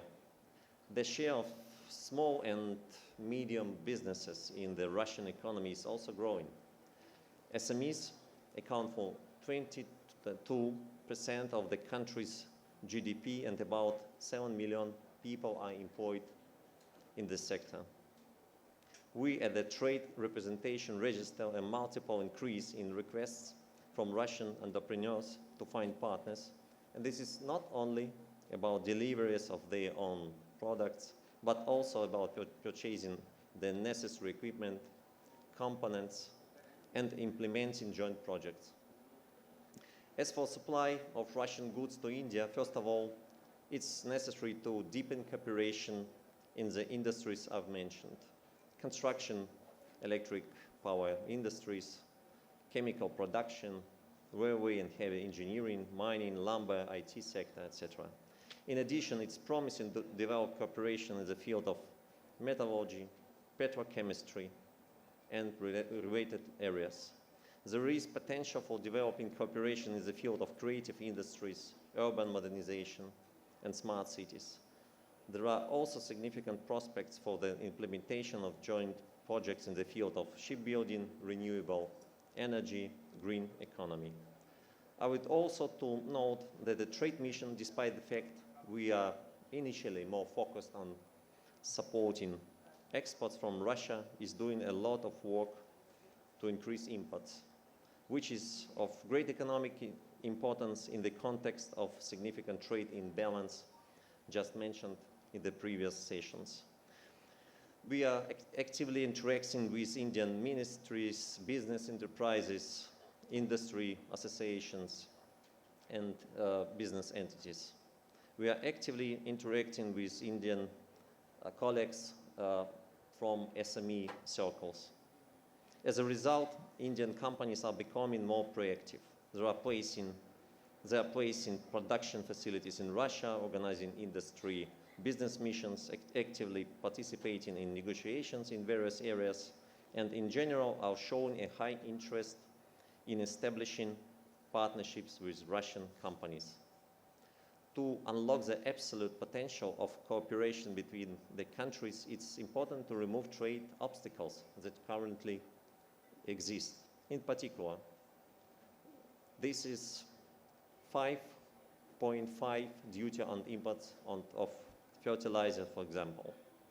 The development of the framework conditions plays a significant role in building bilateral cooperation, and the very important part in this process is taken by banking and financial institutions, which are represented at the event today, such as Sberbank, VTB, Gazprom Bank, which provide payments, business development, researchers, supporting finding and identifying business partners, etc., etc. However, I would like to note that the awareness of business circles in our countries is still insufficient. We are working to increase the awareness of both Russian and Indian markets for business. However, a significant amount of work remains to be done on this track. Let's do it together. Thank you very much. Thanks a lot. I have no more questions to ask. In fact, seeing is believing. In fact, that's what happened in Russia. It is really a very, very advanced as far as the infrastructure and a lot of other sectors are concerned. Thank you so much. Now I'm going to, my next question is to Mr. Asthana. Mr. Rakesh Asthana was also part of the team which went to Russia. What has been your experience? Because I really would feel the people like us can be the biggest brand ambassadors to bridge two countries. What I felt in Russia was that the Russian entrepreneurs, the bankers, and the trading community, they're very eager to join hands with India in investment, development of business, and they're quite eager to cooperate. As the Excellency has said, Russia and India has a very long historical tradition of cooperation, and it's still continuing. And Russians, what I felt while interacting with them is that they have a very soft corner for our country, and they are very keen on investment in India and technological cooperation they are looking forward to for the industrial and business development in India. Now, since we are talking about the MSME Day today, as you all are aware that in India, our MSMEs contribute nearly 30% to the GDP, and almost 45% exports are contributed by the MSMEs. So it's a big area of cooperation, though Russia is a very big country, big in natural resources, technology, everything. But this particular sector, which is contributing 45% of exports and 30% of GDP, I think we have a very solid future ahead for cooperation in this field. And I'm very sure with the attitude of the Russian government, very positive, very upfront, very focused, and the positive attitude of the trading community, businessmen, entrepreneurs, technocrats is really overwhelming. I can foresee a very good future of Indo-Russia cooperation, at least in this very small sector to say, MSME, in near future. Thank you. Thank you, Mr. Asthana. That was, in fact, quite summing up. Now, of course, I welcome Mr. Artem Batalov from Bear Bank. I had a great opportunity of meeting Mr. German Graf. He is the CEO and the chairman of the bank. And ladies and gentlemen, what a humble person. And his knowledge on AI, technology, and healthcare is absolutely commendable. And I would like to know what are the, in fact, Bear Bank is like the mother bank in Russia. And I would like to know, because Bear Bank is going to be playing an extraordinarily important role, not only in the MSME, but even the relationship between different countries. And how do you think that Bear Bank is going to be the bank of facilitation between our countries? Yeah, thank you very much. I'm happy to be here, and I want to say thank you to Gttci, to Dr. Gupta, to Dr. Saluja for this opportunity, and of course for the award. Being the exceptional global bank of the year, it's big responsibility for us, and Of course, we will do our best to help our Indian and Russian clients to facilitate their relationships and to help them to succeed. As for Sberbank, I want to say that this year it's very important for us. Already 15 years we have been helping our Indian clients to do business with Russia. This is an anniversary year for us. And as for Big Sberbank in Russia, it's a bank with 184 years history. So during this time, of course, we have a big experience helping our clients making the payments and provide financial solutions for them. Ladies and gentlemen, I just would request little quietness in the room. Yeah, thank you. Also, I want to say that we not provide only payments or other financial services. We help to Russian and Indian clients to find each other. We have a huge team of business development here in India, and they help our Russian clients to find suppliers in India. So I'm happy to announce it, and also want to say that we are ready to help everyone who want to start their business with Russia. And just a couple of examples. Just this night I arrived from Moscow, and this Monday we made a business conference for Indian textile delegation. There were mostly MSME companies, and we arranged for them B2B meetings with Russian business. We present them all opportunities of payments. So we do a lot to helping Russian and Indian MSME companies to find each other. Also, I want to say that nowadays, having an account with us, it's the best option to do business with India and Russia. We open an account for large corporates, for MSME, for proprietorship. So we also can cooperate here. Here today with me is my team, Navin Malhotra, our director. And if you have some questions after this session, we are happy to help you.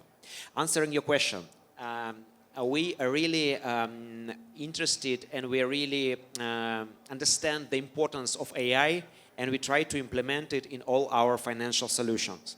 Our first priority is improving client experience for our client.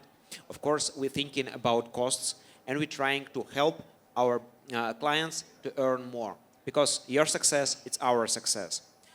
So here we also discuss now how to implement some technologies which we use in Russia, here in India, in our online banking here for Indian clients.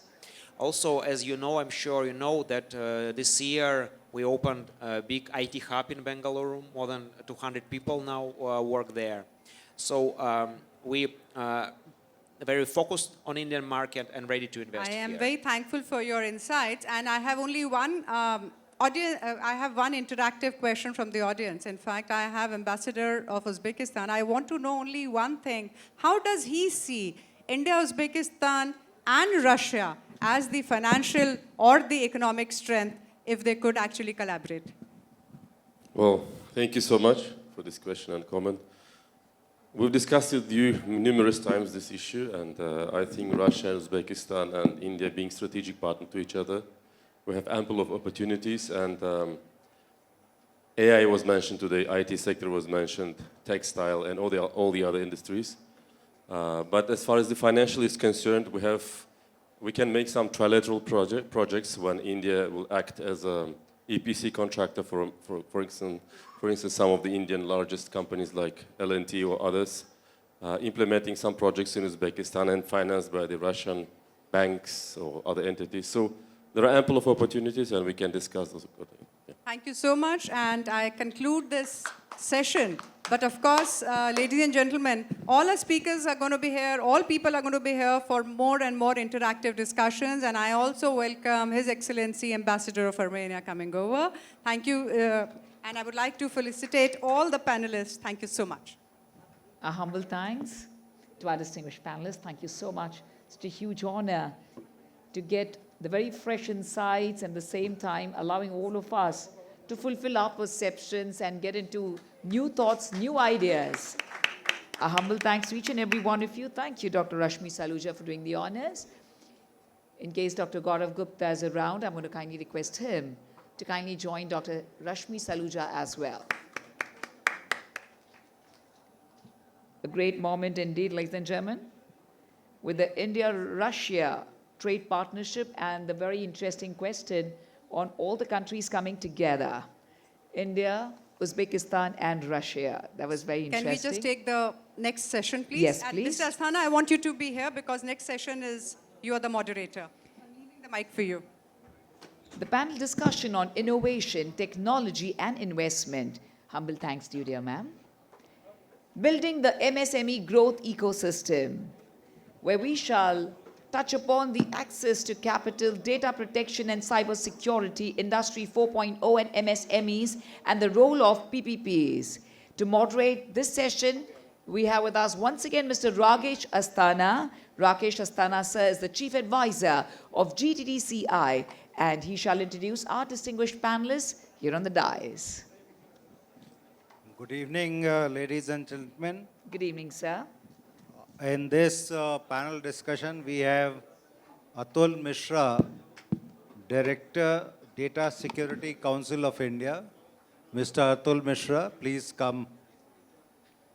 Mr. Vikas Chaurasia, Scientist, Ministry of Electronics and Information Technology. Welcome. Mr. Bul Trung Thuong, Head of Trade Office, Embassy of Socialist Republic of Vietnam. Welcome.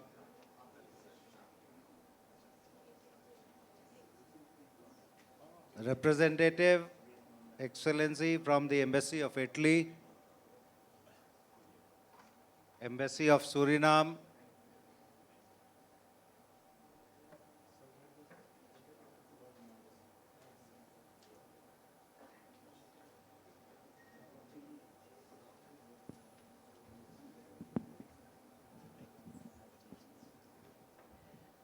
and Mr. Sanjay Kathuria, investment coach.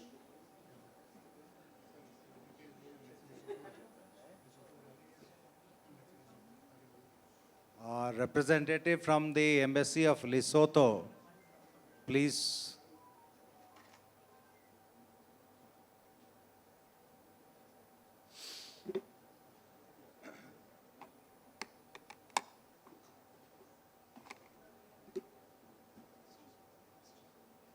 Now this topic is quite intriguing and interesting both. As all of us are aware that our economy and international economy is almost digitized. We are all on the net. We are all exposed to the vagaries of cybercrime. Now, since banking transactions, investments, personal data, everything is there online, there every possibility for its misuse, and there is every possibility of commission of frauds and cheating in this sector. First, I'd like to ask Mr. Atul Mishra, who is the Director, Data Security Council of India, as to how we should go about for the security of data over the internet, public domain, please. Sure. Thank you, sir. Thank you for having me here. Actually, it's a great opportunity to share our views. Sure. So I'll take a step back and say why it is so important to look at especially MSME when it comes to data protection or cybersecurity. So globally, if you look at in India, we are somewhere around 27 to 30% of the GDP comes from the MSME. But just few minutes back, we have heard from Ambassador of Uzbekistan that 50% of the GDP is coming from MSME, or almost 80% of the employment is coming from MSME. So that ranges from somewhere around 25% to 65% globally if you look at the contribution of MSME to the GDP. And that's why it's so important. Now, if you come to the data protection side and how to protect, two aspects that comes to my mind that we have to look at. One, the protection of the data which is lying with the MSME, right? And second is protection of MSME itself, because those MSMEs are well integral part of the larger supply chain. And if you look at, because of the emergence of these emerging tech and critical tech, that has become very important. Those small players in the system are actually becoming the integral part of the larger supply chain. That means anything goes wrong at their level is going to impact the larger value chain or supply chain in the ecosystem. And knowingly, unknowingly, many times even we don't, that doesn't get registered to us, but those MSMEs are actually handling such a critical data of us. Now coming to Sir's point on how to protect that data or protect that infrastructure. So again, 2-3 things. One, the infrastructure itself. Typically we look at the CIA triad of the cybersecurity that we talk about, or the data protection, which is confidentiality, integrity and availability. So we have to make sure the data which is lying with us, it is secured. So one is the protection of the infrastructure, and then focus on the data-centric approach that I'll say, because mostly we miss that point on looking at the data, and we mostly focus on just protection of the infrastructure. So we need to look at the data-centric approach so that we are actually protecting the data which is lying. And here comes the point, do we know our data?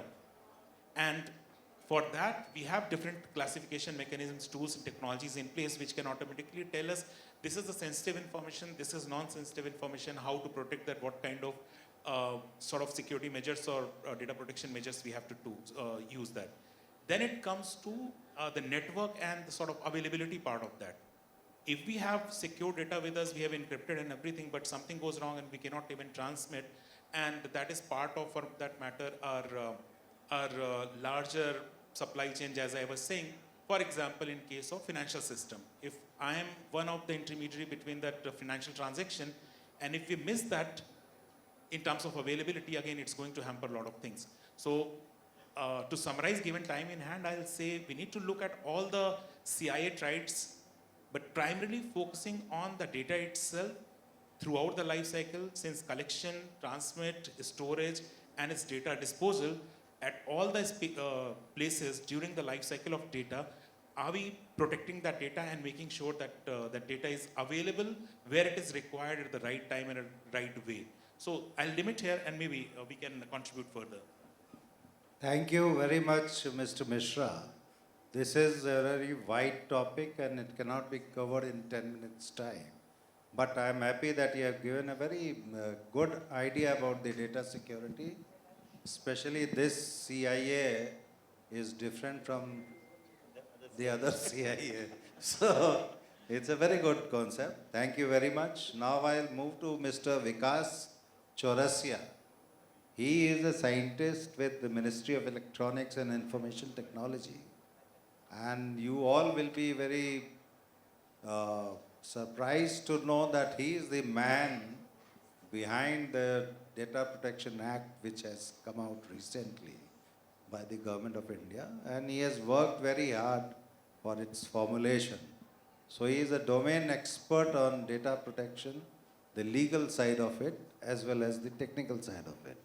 So I'll request him to, in brief, just educate us about this act, the legalities, and the technicalities of it. Thank you. Thank you so much, sir. And first of all, I would thank you because we do conferences on and off, like almost 2-3 conferences we'll be going. But this was something which was very happy for me because it was so diverse.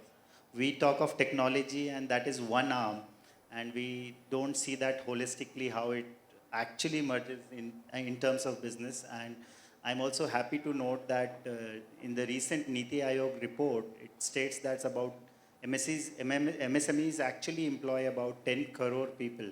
So they are the biggest employment generator, and that's where it's very important for all of us as MSMEs, as from the policy making side, as from the government side, to understand and appreciate the Digital Personal Data Protection Act.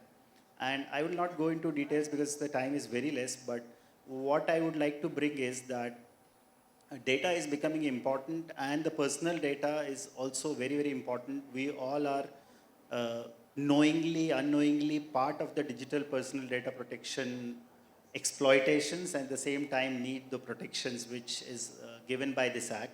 We worked very hard for about 7 years. Sir knows how difficult it is to sail through within the government for any new concept.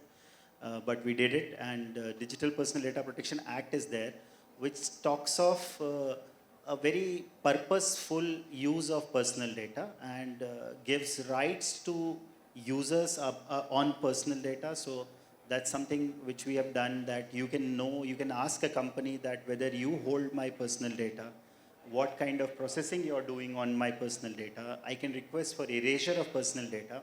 And a very new concept, I believe everybody will take away from this conference, which I'm going to tell you, which is new in the world, is right to nominate. So we said that as data holds great value, like property, one can nominate who will take charge of my personal data post my death or incapacitation. So something of that tune. The thought process is very, very strong around it. But we are doing huge projects from meaty side to get this rolling, because it's a countrywide and across industry horizontals implementation is needed. So we are doing a lot. So you will, in course of time, all MSMEs will also get into some sort of our education program and will get to know more. But as I'm talking to MSMEs, I would just like to take one more minute, sir, and I would like to bring very important aspect that, see, as you all know businesses more than we do. See, on the fund side, we are judged on what budget was allocated to us and how much we could spend. So we are judged on what we spent.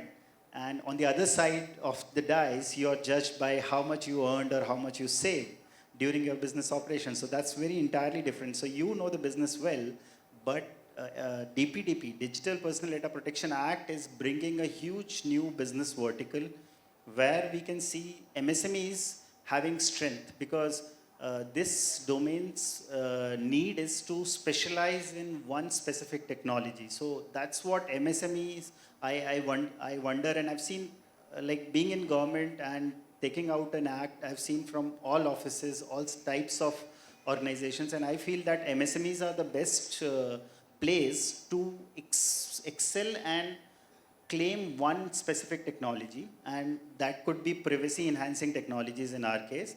And this is a business opportunity which is where it could be first mover advantage. So that's where I would like to seed you with an idea that if you explore digital personal data protection, and this is the time where companies are being formed in the subject, and that's where Atul keeps doing nurturing startups in this domain. So you call it MSME when it becomes economy wide, but we call startup when it is specific to the technology. So that kind of things are there. And as I work for Ministry of Electronics and IT, I would also like to bring notice, because very, very less time is there, but I would like to bring another important point which would be of help, is one of our portals, which is Future Skills. So we are trying to reskill our manpower, which is our strength. So our strength was manpower, talent in India. We are trying to reskill through huge projects. So Future Skills is something where industry, MSME, company can, it's not a student learning program. It's like already employed workforce being reskilled. So that is the idea. So Future Skills is also something which you can explore. I think because we have a lot of speakers, I will limit myself, but these two ideas I wanted to bring to MSME on this table and this floor. Thank you, Mr. Mishra. In fact, it has been a treat listening to both of you from the government side, technical side, and legal side. And since it is a very wide topic, I think for the benefit of the MSMEs, we can organize some day-long session on this topic, and I'll request you both to help us in that. And thank you very much. And the best thing which I could appreciate is the concept of nomination which he has suggested. It is very relevant after the death of the person who is the owner of the data. That is going to be a very legalistic question in future. Because if somebody dies, a bank also takes a lot of time to communicate with the survivors. So it's a very relevant thing. It's going to be coming in future, then we'll discuss about it. Now I'll request Mr. So Bull before, through. I would like to interrupt because it's something very interesting as you are interested. I was reading one book from a Norwegian professor. It would interest you all. The fact he brought in, we all will be shocked to know that fact, but sometimes it's air, we don't feel it, but it exists. So the professor says that on Facebook, in 10 years from now, there'll be more dead people than living people. Yes. So what to do around it? So we are the one who are thinking around it. So more dead people than the living people. Think of a person who would have died, has a Facebook account, 2 children. They don't want. One says that as Hindu systems, everything goes off. Okay, let's close the Facebook account. Someone would say, no, let's have it as memory. Who decides? This nomination right decides. Yes. Thank you very much. Now we'll move ahead and I'll request the Excellency from Republic of Vietnam to kindly enlighten us about the topic relevant in his country and relevant for Vietnam and India trade point of view. Thank you. Yeah, thank you very much, Mr. Chair, moderator, and first of all, I would like to extend our sincere gratitude and thank to GTCCI, Madam Chairman and President Gaurav Gupta, and ladies and gentlemen. So it's our great pleasure for Vietnam. I representative from Embassy of Vietnam here. So regarding to the session theme, so I have 3 points I would like to share. Point number 1, yes, as Mr. Atun Misa already mentioned that in India, the MSME, the importance of MSME contribution to the GDP and also for economy. So in Vietnam, I think MSME contribute to more in GDP than in India. At here, many start around 30 or 35%, but in Vietnam, MSME contribute more than 40%, around 42 to 45%, number 1. And number 2, Mr. Vikas Chao Russia already mentioned the number of the MSME or MSME can create for the labor force. He mentioned that about 10 crore. 10 crore is the same size of our population. You can say in Vietnam we have 10 crore person. And the labor workforce who work in MSME in Vietnam, we have around 70 lakh. It means 7 million people only, but only 70 lakh, but we contribute to our more than 40% of our GDP. So I really like the theme for this session because now the 2 professors or experts already talk about the security, but I would like to pick up the 4.0 industry and also innovation and startup. So I think innovation is contribute very important to MSME company. In Vietnam, we have the same vision like Digital India. We call that a transform economy. So more focus on MSME. So now in Vietnam, our government also have many kind of encourage initiative for MSME who apply new technology like AI, IoT, or something like that. And point number 3, I think both India and Vietnam, we have a lot of opportunity to work together in MSME. So number 1 maybe India, you hire expert. Say to coffee. It's amazing. Now, having said which, may I request now Excellency from Comoros to kindly, Sri Lanka, beg your pardon, Sri Lanka, to please address us. Thank you. I would like to thank Dr. Gaurav Gupta and Dr. Rasmi Saluja for inviting me to this panel. I would like to, as my friend Gaburu said, the relationship between India and his country, 2000 years. In our case, it goes back to Ramayana times. and Sri Lanka has a population somewhat similar to the NCR region, and size of Sri Lanka is like twice the size of Kerala.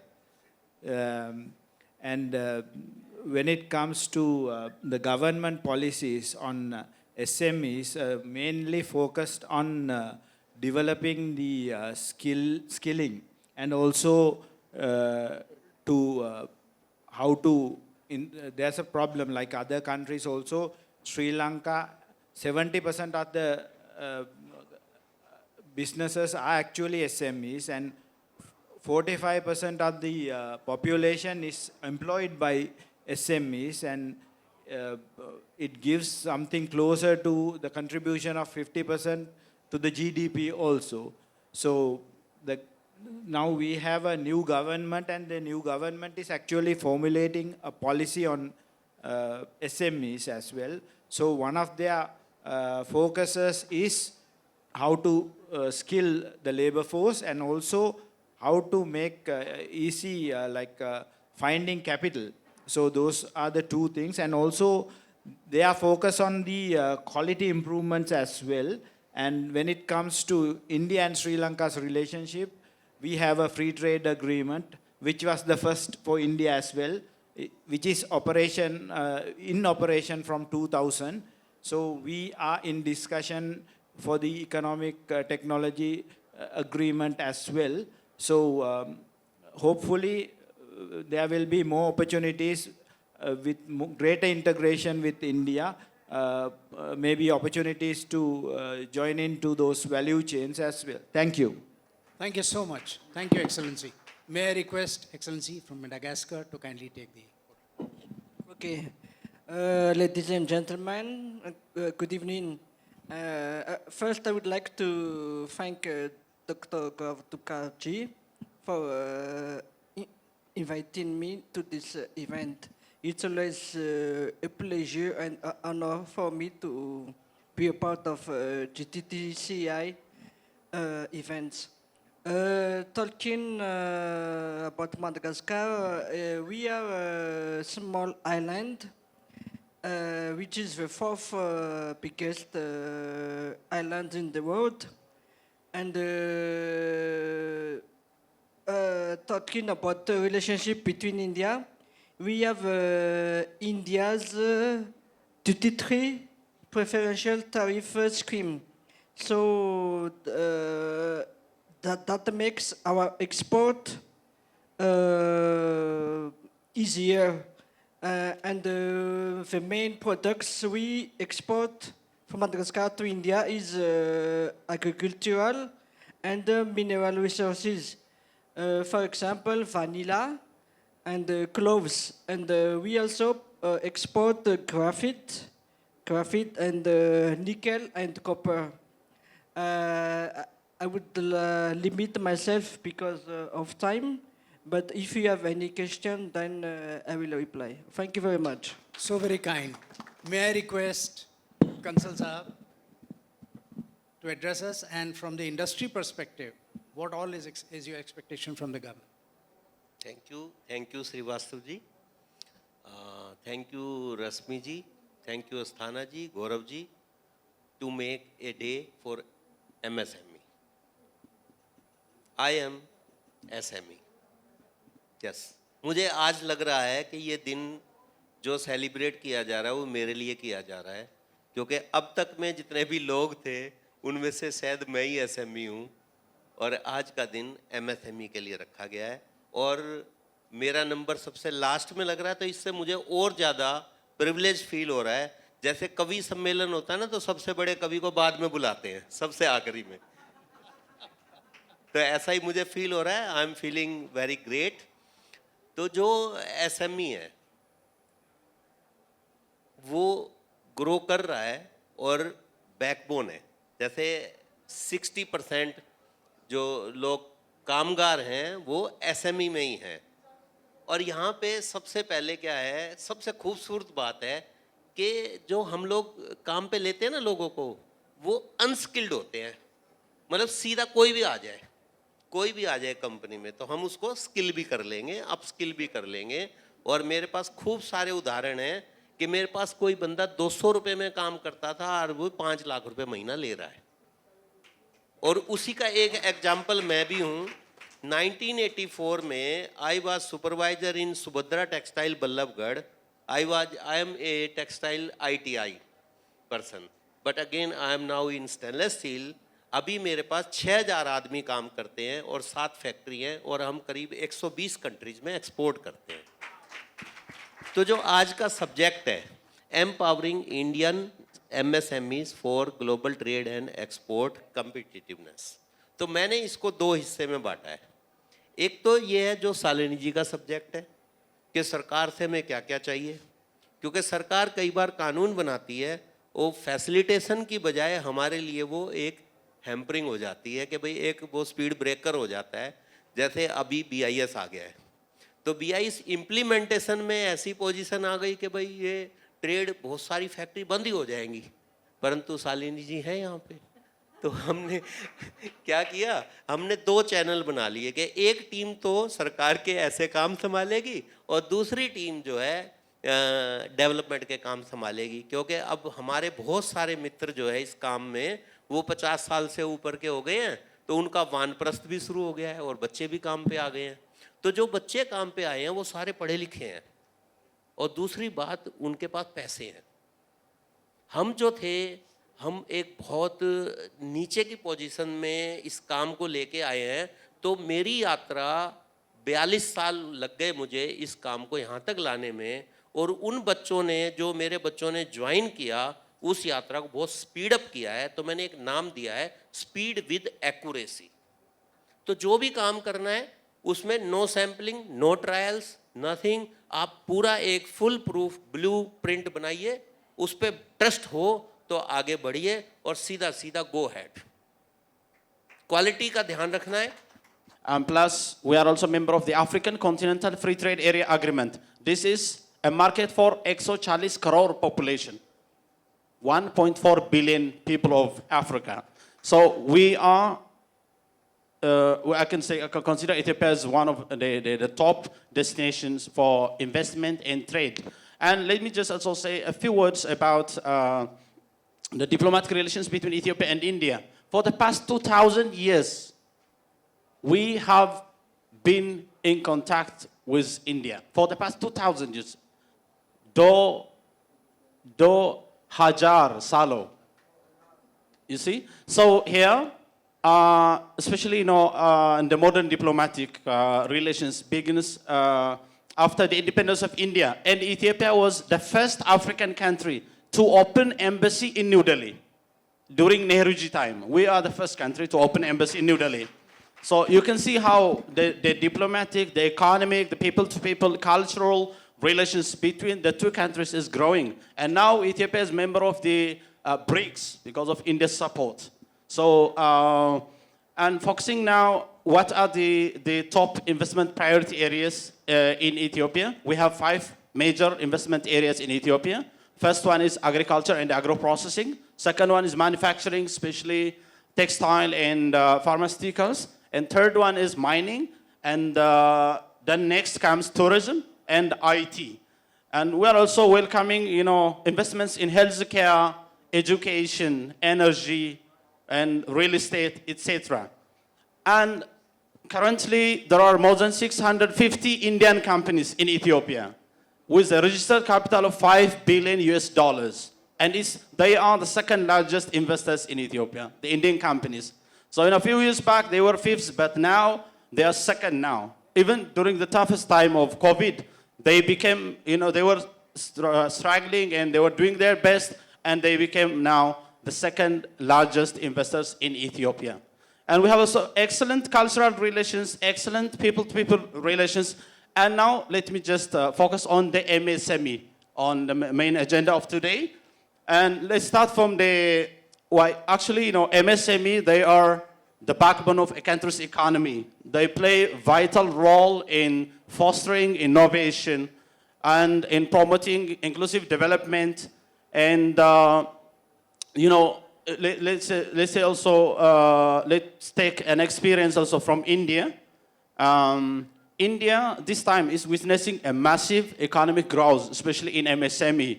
So India has got a great experience in promoting MSMEs, especially after, if you see like after the 2006 MSME Development Act of India, which helped, promote the Indian MSMEs. And now this time, they account for the 30% of India's GDP and 45% of export and 62% of job opportunities in India. So you can see how India is focusing on MSME. So we can take this great experience to Ethiopia. At this time, last year, I have seen also in 2023, the Indian government has introduced MSME amendment also, just to strengthen the MSME sector. And in Ethiopia, under the guidance and leadership of our Prime Minister, we have introduced a new system, a new reform, which is called homegrown economic reform, which simply, helps the MSMEs and the investors to grow their business in a better way and making Ethiopia a better place for investment and trade. So we have this kind of good experience, good relations. So we can also work together in setting up exhibitions or different expos to share experience, MSME to MSME, and lots of Indian delegations traveled to Ethiopia last year and this year also for B2B meetings. So we can strengthen such kind of networks and collaborations. Because in India, there is one thing I like. There is one quote from the Sanskrit. It says, Vasudeva Kutumbakam. So world is one family. So we can work together. We can work together to make the world, better for all human beings. Yeah. And back to the MSME theme of this year. It says, business for MSMEs, connecting the entrepreneurs. So here we can focus on strengthening global partnerships, networks, especially in creating a good experience in technology or market access, finance, infrastructure. So we can strengthen them. If we strengthen them, for sure, our economic development will be massive. I thank you very much. Bahut dhanyawad. And indeed a word of wisdom by Sir. May we please put hands together for Dr. Ajay Swaru.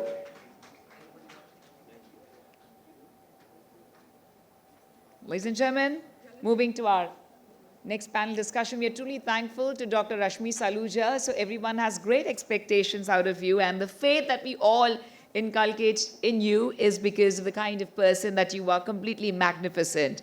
May we please welcome Mr. Jalad Srivastava, General Secretary, GTTCI, former Chairman, NDMC, to moderate this panel on empowering Indian MSMEs for global trade and export competitiveness, where we're going to highlight on government's role, new global markets, healthcare, policy reforms, and India's infrastructure for global growth. So let's learn a little bit more about the trade facilitation and the export opportunities, including the policy infrastructure. May I please kindly request Mr. Jalad Srivastava to kindly introduce our distinguished panelists here on the dais. Thank you. Well, let me wish you all a very good evening. And this being the last session of the evening panel discussion, so I expect that there will be some pressure of time and some pressure of expectations on a Friday evening, but we'll try to make the most of it. May I request our friends from the diplomatic corps, Your Excellencies, please do join us. The diplomats from Your Excellencies from Ethiopia, Comoros, and Sri Lanka. And Madagascar. Oh, how wonderful. Welcome. Such a pleasure. Such a pleasure. Welcome.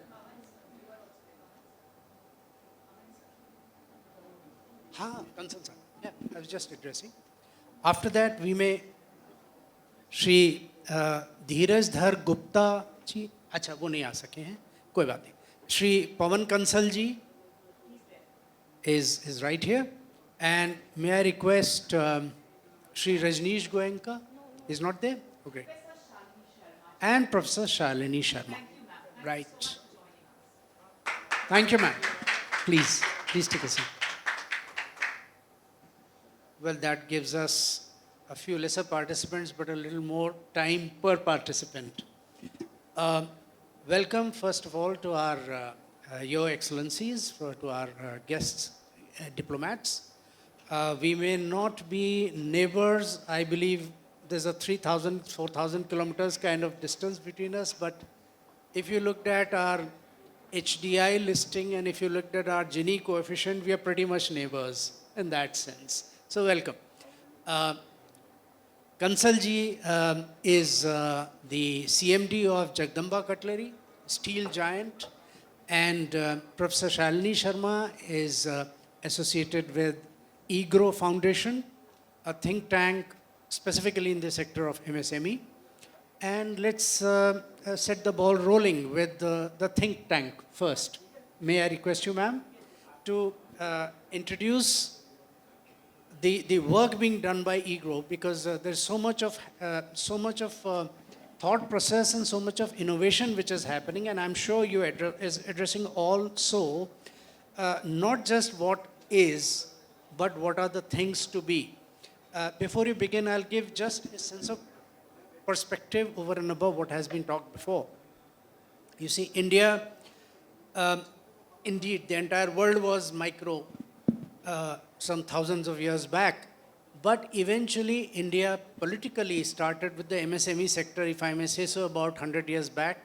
Atmanirbharta, Gandhiji, self-reliance.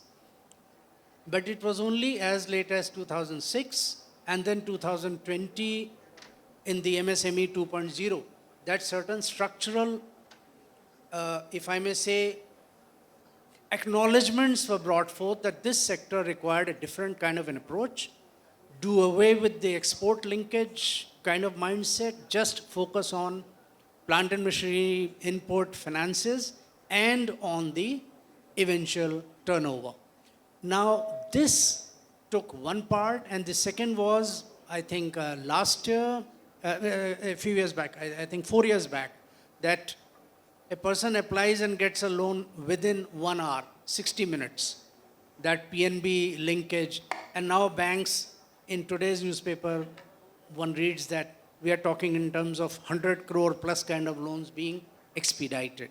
So that's the kind of jumping over each other to assist the sector. And indeed, when you're talking of 45% of your exports and 30% of your GDP, depending on the MSME sector, 35% of all manufacturing, we are talking in terms of a sector which is next only to agriculture. So, madam, speaking on the topic is obviously empowering Indian MSMEs for global trade and export competition. But there has to be something which starts from the bottom. And that enablement and that policy formulation, how does the government, how do you advise the government in going further? May I start with you, please? Thank you so much, and good evening to everyone. Thank you, Dr. Rashmi, for having EGROW Foundation here. We are Economic Growth and Welfare. Just recently, our report on the challenges being faced by MSMEs was released by Shri Piyush Goyalji, and we have given some recommendations. This report was funded by SOCHM, and the study was done by EGROW Foundation. We have not taken the secondary data. What we did was we participated in discussions across the country, and we tried to collect primary data and the places as to where actually the shoe is pinching the MSMEs. That was the major reason that this report was written for SOCHM. Now, as you have very correctly said, India going ahead to be the Viksit Bharat by 2047. Incidentally, EGROW Foundation was in this initial period in 2021, came out for the projections for Niti Aayog for the 2047. And then slowly and gradually, we went ahead with MSMEs. Now, as of now, our per capita GDP is $2,880. And for India to be a Viksit Bharat, the GDP per capita needs to be $14,000. And we look forward to a GDP growth rate of around 8.5 to reach that target. And of course, to also reach the third largest economy. Now, when these are the targets being put forward, and wherein the Honorable Prime Minister coming forward and asking all the state governments to put in the forward their plans for Viksit states. So this is an important imperative that the MSMEs are the ones which are considered and are the backbone of every state. So it is imperative that we study MSMEs. Now, I will not take much time. I know the time is limited, and I'm sharing 4 points as related to exports, which came up through our discussions with the MSMEs. The first is that there should be special infrastructure zones for the MSMEs at the airport, which are not prevalent as of now, and this does create issues for them. The second is that the containers in which they are exporting products, now that whole container has to be purchased or rented by an MSME, which turns out to be extremely expensive. So there should be a policy the government should come out with, wherein the sharing of the containers could be one of the ways for the MSMEs to do exports. Secondly, in the container industry, there is a cartel operating. Now, because of the cartel, we all know whenever we have cartels, the prices rise. And this is another issue being faced by MSMEs, the cartels, and the container costs or rental costs rising. Then the third issue the MSMEs are facing is the ESG policy in detail, which is not as of now prevalent with the MSMEs. So whenever they are exporting to the European countries, they require their ESG reports. And the MSMEs are not very well aware of how to create these reports, what are the policies, and here the government hand-holding is required for the MSMEs. And the last point I put forward, and this has also been shared with us by the MSMEs, is the international fairs. The stalls which are there, they do not have excellent footfall. So if the MSMEs are spending so much money going abroad and having the stalls in the fairs, and the footfall is not as much, they are not able to actually showcase their products. So these are a few issues, as well as I've shared the way forward for you. And that's all from my side. Thank you.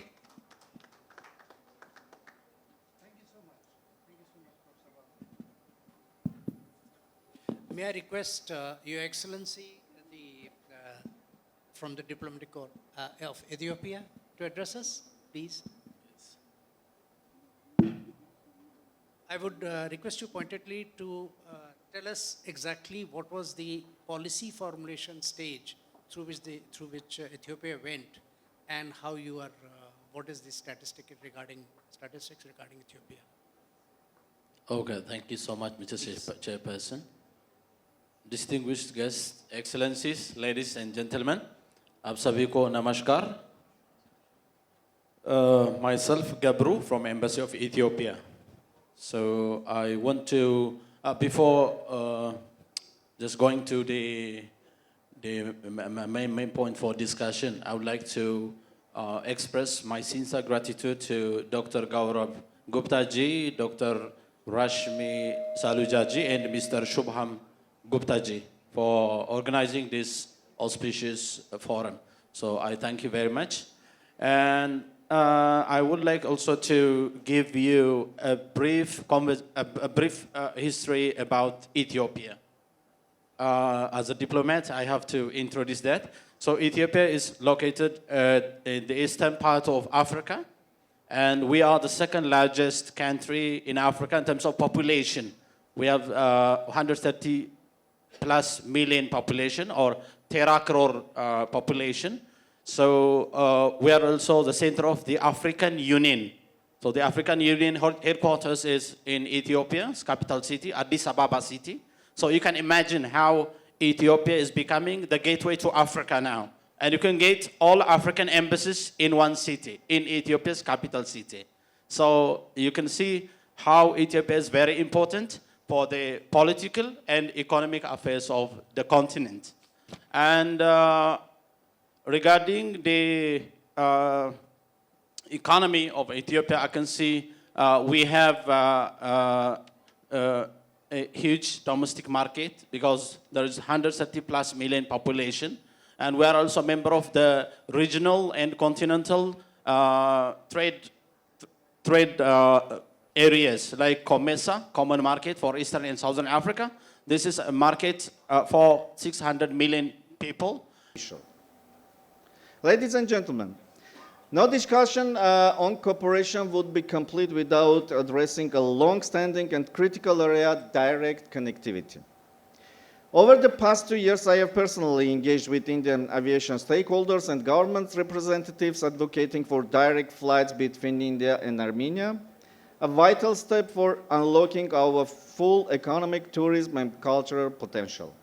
I'm pleased to share that these efforts are now bearing fruit, and Indigo Airlines has initiated a feasibility study and expressed intent to launch direct flights to Yerevan in the near future. Additionally, Fly One Armenia plans to commence seasonal direct flights from late autumn this year.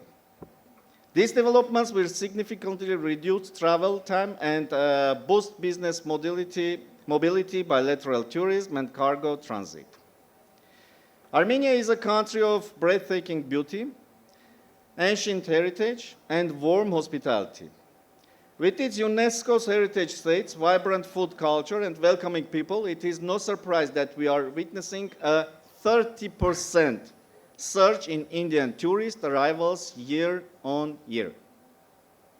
To further this momentum, I am delighted to announce that the Armenian Tourism Committee will be participating in one of India's largest international expos, showcasing Armenia's potential as a four-season destination, a spiritual retreat, and a haven for experiential travel.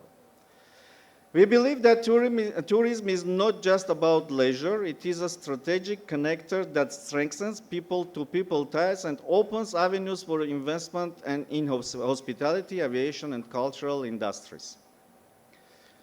As we look to deepen trade ties, logistics connectivity becomes imperative.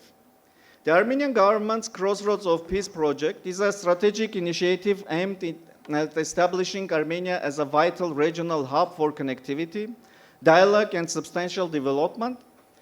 The project envisions open and secure transport corridors linking the Persian Gulf, Caspian Sea, and Black Sea, extending over to Europe, and on the other side, reaching the Arabian Sea to connect with India as well. We envision Armenia as a trade and transit bridge, not just geographically, but strategically for Indian MSMEs looking to expand into new regional markets.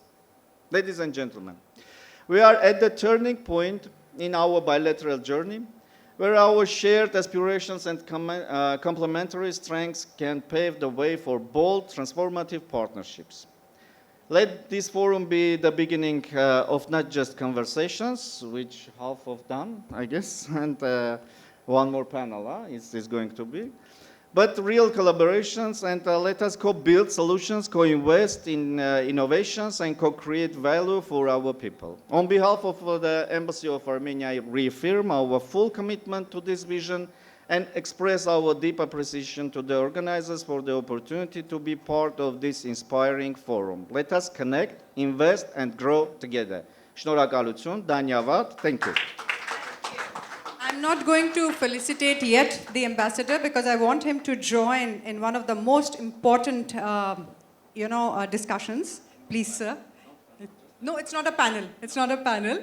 So, ladies and gentlemen, I have to introduce you to Dr. Ajay Swarup. He's the chairman of Sir Gangaram Hospital.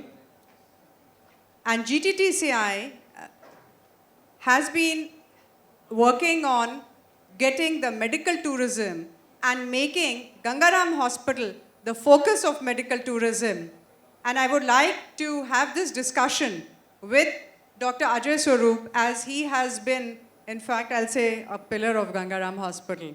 How does he see the changes that is happening and why Gangaram can be the correct organization to now extend its arms beyond just Gangaram Hospital, but resource building and getting the tourism, medical tourism part back home in Gangaram Hospital. So while this discussion we are going to start, I will also like to felicitate Mr. Karthikeyan and the Ambassador Armenia.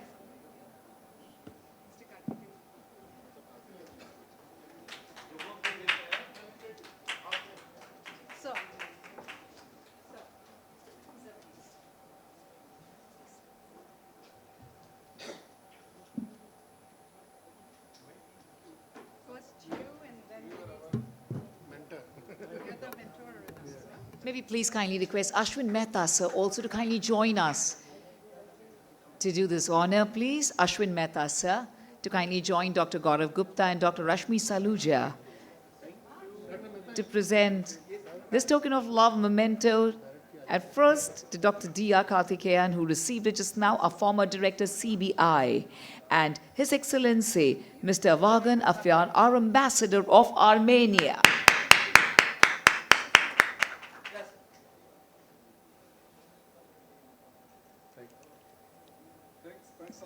Thank you very Shukriya, much. Now the mic and the floor is to Dr. Ajay Swarup. Good evening, ladies and gentlemen. First and foremost, I must thank Dr. Rashmi Saluja and the organizers for giving me this opportunity of sharing my vision, or rather the vision of Sir Gangaram Hospital, with all of you this evening.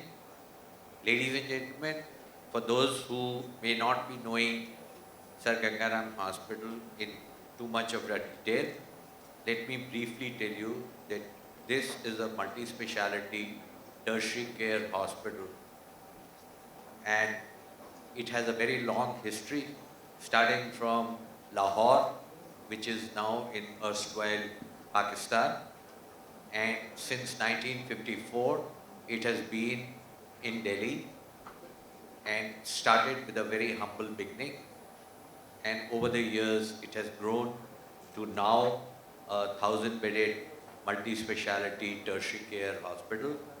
And you'll be happy to know that just yesterday the Honorable President had inaugurated the Cancer Care Center of Gangaram. Now coming back to the topic, medical tourism, as is known in commercial parlance, is bringing patients from some countries, bringing them over to India, getting them admitted in a hospital, treating them, operating them, and sending them back. This is what is medical tourism, as is prevalent as of today. Now, along with Dr. Rashmi, we would like to go much beyond this vision. Patient care, yes, it is important, but we want to have contact directly with the governments of these countries. We want to get these patients on an absolutely legitimate basis, where the patients know where they are going, what they are going to undergo, how much they have to pay, and what all is going to happen to them. And for this, we need people like Rashmi, the organization, because they will bring a semblance of security for both of us. You see, it's not like this that, there are so many vendors moving around in this country, in this city, who will bring patients, they will charge, send them back, collect them from the airport. But that is not what we have as a vision. What we have as a vision, that we have a much broader partnership, which means education. We would love to collaborate with our partners as far as setting up medical schools, skilling them, or getting skilled ourselves. It has to be a mutual partnership. There's no question of a big brother or something of that sort. We have to be partners together, and then only things will move. And so, as far as a collaboration is concerned, healthcare will be just one of the parts of our partnership. It will envisage, maybe, hopefully, God willing, setting up medical schools, setting up hospitals, skilling the local people, hand-holding for a few years, and then making them self-sufficient in even the most complex surgical procedures, medical diagnosis, etc. So it's basically a cultural union as far as health is concerned. It is basically exchange of knowledge, which we feel at Gangaram Hospital, well, we think we have adequate knowledge, both technology-wise, manpower-wise, that we will be able to contribute with our partners. So as I see it, we must have a broad-based collaboration, and we must have an interface. An interface is most important. It cannot be done by, professionals like me. I would never have either the time or the knowledge or the etiquette to talk to His Excellencies. There I will definitely be needing the help of someone as charming and smart as Dr. Rashmi Saluja, and she is the one who's going to get business for me. I can only provide, ENT care or whatever care I can give. So I feel it is a very broad-based connection that we should have, and we are ready for it. This country is ready for it. I'm not only speaking of Gangaram Hospital. This country, as far as health is concerned, is ready for it. We are very highly evolved in North India, in South India, in West India. We are highly evolved, and we are at a position where we can take people along and help them. So that's what I wish. Thank you very much. I have to, ladies and gentlemen, I have to first tell you that we also tested waters with Gangaram Hospital. So we have not jumped in this collaboration because they are the Gangaram Hospital. Of course, they are the Gangaram. They did a fantastic job in state of Arunachal Pradesh. They built up a urology until the kidney transplant, and Dr. Ajay is here, and the Chief Minister of Arunachal requested Sir to actually do up the services there. And today we have an image work already started with Arunachal. So it gives us the happiness and confidence in the commitment that Gangaram Hospital has been there. And their credibility is only increasing every day. And of course, with him in the helm of affair, it becomes even better. So it'll be such a pleasure. And to actually, it's not marketing, but it is a great service to not only for India and also for a lot of countries outside India to participate and take services, not only for medical, clinical part, but as Dr. Ajay just said, resource building and the academics and 360-degree healthcare service. So I have to thank on behalf of GTTCI and all the countries who wish to participate to Dr. Ajay Saroop. So thank you so much. Can I ask Sir to come over and Gauravji? On transformation economy also, I think Vietnam, we can learn some from India. And of course, we also have some advanced technology or some kind we can share with India also is number one. Number two, I think yes, in order to enhance the importance of MSME, so I think the training also very important for MSME because many of them they unable to accept the how to further to get the training course or something like that. And last but not least, I think that the Indian initiative also very important. So we also really would like to share the view or initiative from Indian government and Vietnamese government. So once again, thank you very much. for the opportunity. Thank you very much, Excellency. Now I may request the Excellency from Suriname to kindly enlighten us about the excess of capital in your country and what is the position of MSME sector in your country. Thank you. Thank you, sir. First of all, honorable esteemed panelist, Dr. Gupta, Dr. Rashmi, thank you for having me. It is a great honor to participate in such a great panelist. And our country is small, yet good positioned country in South America and in the Caribbean. As I say, it is a small country. We have 6 lakh people only. And we don't talk there about MSME, but micro small enterprises, which is MSA. About the capital, yes, in our country, like 80% MSA accounted is 80% in our country, which is a huge amount. So we have to encourage these business people because they are the backbone of the economy in Suriname. And our government has, since 2 years, implemented the search project with the co-finance with the World Bank. And they are helping the young people who just entered the business and women empowerment to grow in this kind of MSCs.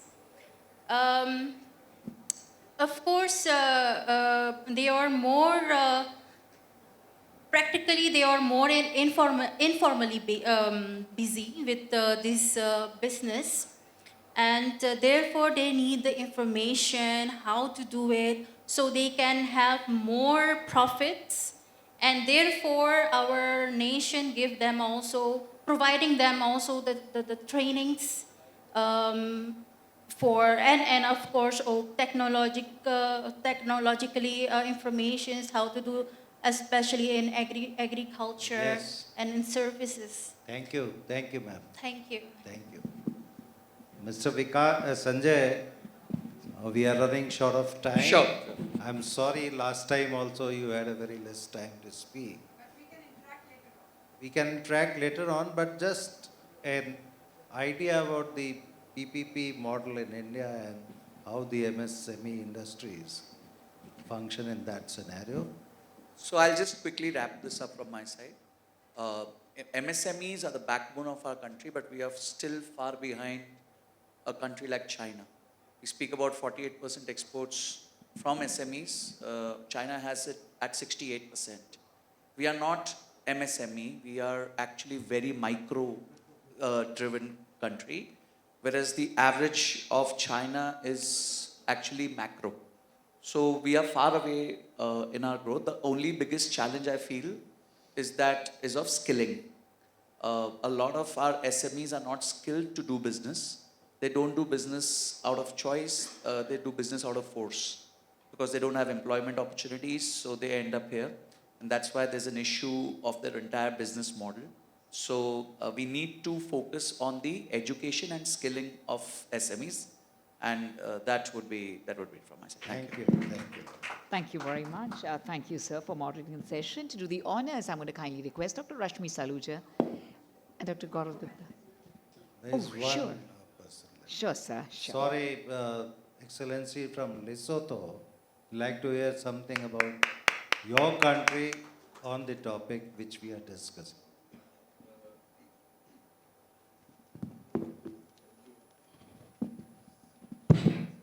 Oh, it's okay. It's okay. Thank you, Mr. Procurement Director, sir. I would briefly like to talk about our beloved Kingdom of Lesotho, located inside South Africa. We are very honored by you, Dr. Gupta, to be invited in such insightful programs. We are really grateful. SMEs in our country is lacking because of, I could say, the smaller investment in education, in skills, and that is where we're supposed to be having a great investment in. Mr. Program Director, I would like to thank you and would surely thank you. Thank you very much, Excellency, and I extend my thanks to every one of you on the dais. Now, little bit of felicitation ceremony. Please be on the dais. A token of love from us here at Gttci. Thank you, Your Excellency from Lesotho. It's been absolutely an honor to get to hear from you, sir, and to all our distinguished dignitaries as panelists here. Dr. Rashmi Saluja and our founder president, Dr. Gaurav Gupta, to do the honors and present this small token of love as memento. Gentlemen, whoever is standing there, I'm going to humbly request you all to please take your seats. Please, it's a humble request. Let's maintain the decorum. We had a great beginning. So I'm going to please kindly request all of you to sit down. So if you're here in the ballroom, so please be seated so that we could start our next panel discussion. And our keynote speaker. Ladies and gentlemen, once again, may we open our hands together for this very interesting panel discussion. And now on Indo-Armenia MSME landscape, I'm going to kindly request Dr. Rashmi Saluja, our chairperson, Gttci, to kindly introduce Your Excellency. A lovely photo op, please. You see, this is how dynamic Dr. Rashmi Saluja is. She doesn't like wasting a single second. And especially when we tell her, especially for pictures, she's like, oh, it's already done. So thank you, Dr. Rashmi. Thank you very much. Thank you to our gentlemen. I'm going Thank you to very much. thank you, Mr. Asthana, for moderating this session. Ladies and gentlemen, I would like to introduce you to our another chapter that we are going to make a permanent collaboration is with a country called Armenia. And GTTCI takes upon ourselves, as we were just talking, that we've done a long way with CIS countries and with Russia. I would like to introduce you to one of the most dynamic ambassadors of Armenia. And may I present His Excellency, Ambassador of Armenia, to talk about Armenia and Indo-Armenia financial trade and collaboration with us. And one of the topics that I would like him to also dwell deeply into is health, medical tourism, and of course, the trading. Please. And I would like, please, sir.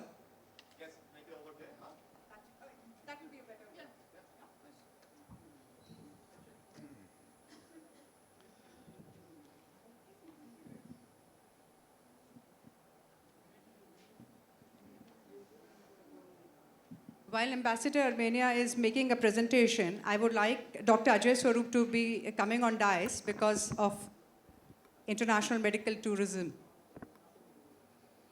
Yes, thank you. Thank you very much. Thanks a lot. And Excellencies, distinguished guests, members of the Global Trade Technology Council of India, ladies and gentlemen.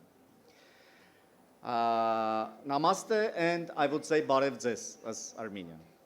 It is a true privilege to be part of the second edition of the MSMEs Connect Global Growth Forum 2025, an initiative that comes at a time when global economic systems are rapidly evolving, demanding deeper partnerships and innovative frameworks of collaboration. At the outset, allow me to commend the Global Trade and Technology Council of India, Gttci, for this outstanding platform that brings together global visionaries, policymakers, and MSME leaders to chart new pathways for growth, inclusion, and resilience. Today, I would like to begin by reflecting on the dynamic bilateral relations between the Republic of Armenia and the Republic of India. Over recent years, our partnership has matured into a multifaceted engagement built on shared civilizational values, expanding economic cooperation, and converging geopolitical interests, especially in light of recent regional and global developments that underscore Armenia's growing relevance as a strategic partner in the Eurasian landscape. Armenia, though small in geography, is bold in ambition. Our economy has shown remarkable resilience and adaptability, achieving a growth rate of over 8.7% in 2024, led by expanding IT services, industrial output, tourism, and agriculture exports. Micro, small, and medium enterprises, MSMEs, are the backbone of our economy, accounting for over 98% of all enterprises and employing more than 65% of the workforce, which is 1/3. These enterprises are key drivers of innovation, regional development, and export diversification. In this context, Enterprise Armenia, our National Investment Promotion Authority, which I'm going to encourage you to visit their website. You can find easily by searching enterprisearmenia.am. Our authority plays a pivotal role in supporting MSME development by offering tailored investment opportunities in sectors such as IT, agribusiness, pharmaceuticals, renewable energy, and textile manufacturing, special tax regimes, government-backed guarantees, and fast-track licensing for foreign partnerships, and most importantly, the growing appetite to co-create industries with partners, especially in high-potential areas like IT development, agrotech solutions, and biopharma innovation. We believe in building common industries, not just transactional trade. And for this reason, I warmly encourage Indian MSMEs to explore joint ventures, R&D partnerships, and technology transfers that can be mutually beneficial. एक basic बात है कि कोई भी चीज़ बनाओ तो वो किसी को नुकसान ना दे और जिसकी चीज़ के लिए बनाया वो अपना काम करे। बाकी तो सब कॉस्मेटिक अपीयरेंस है, जैसा कि आपने बताया।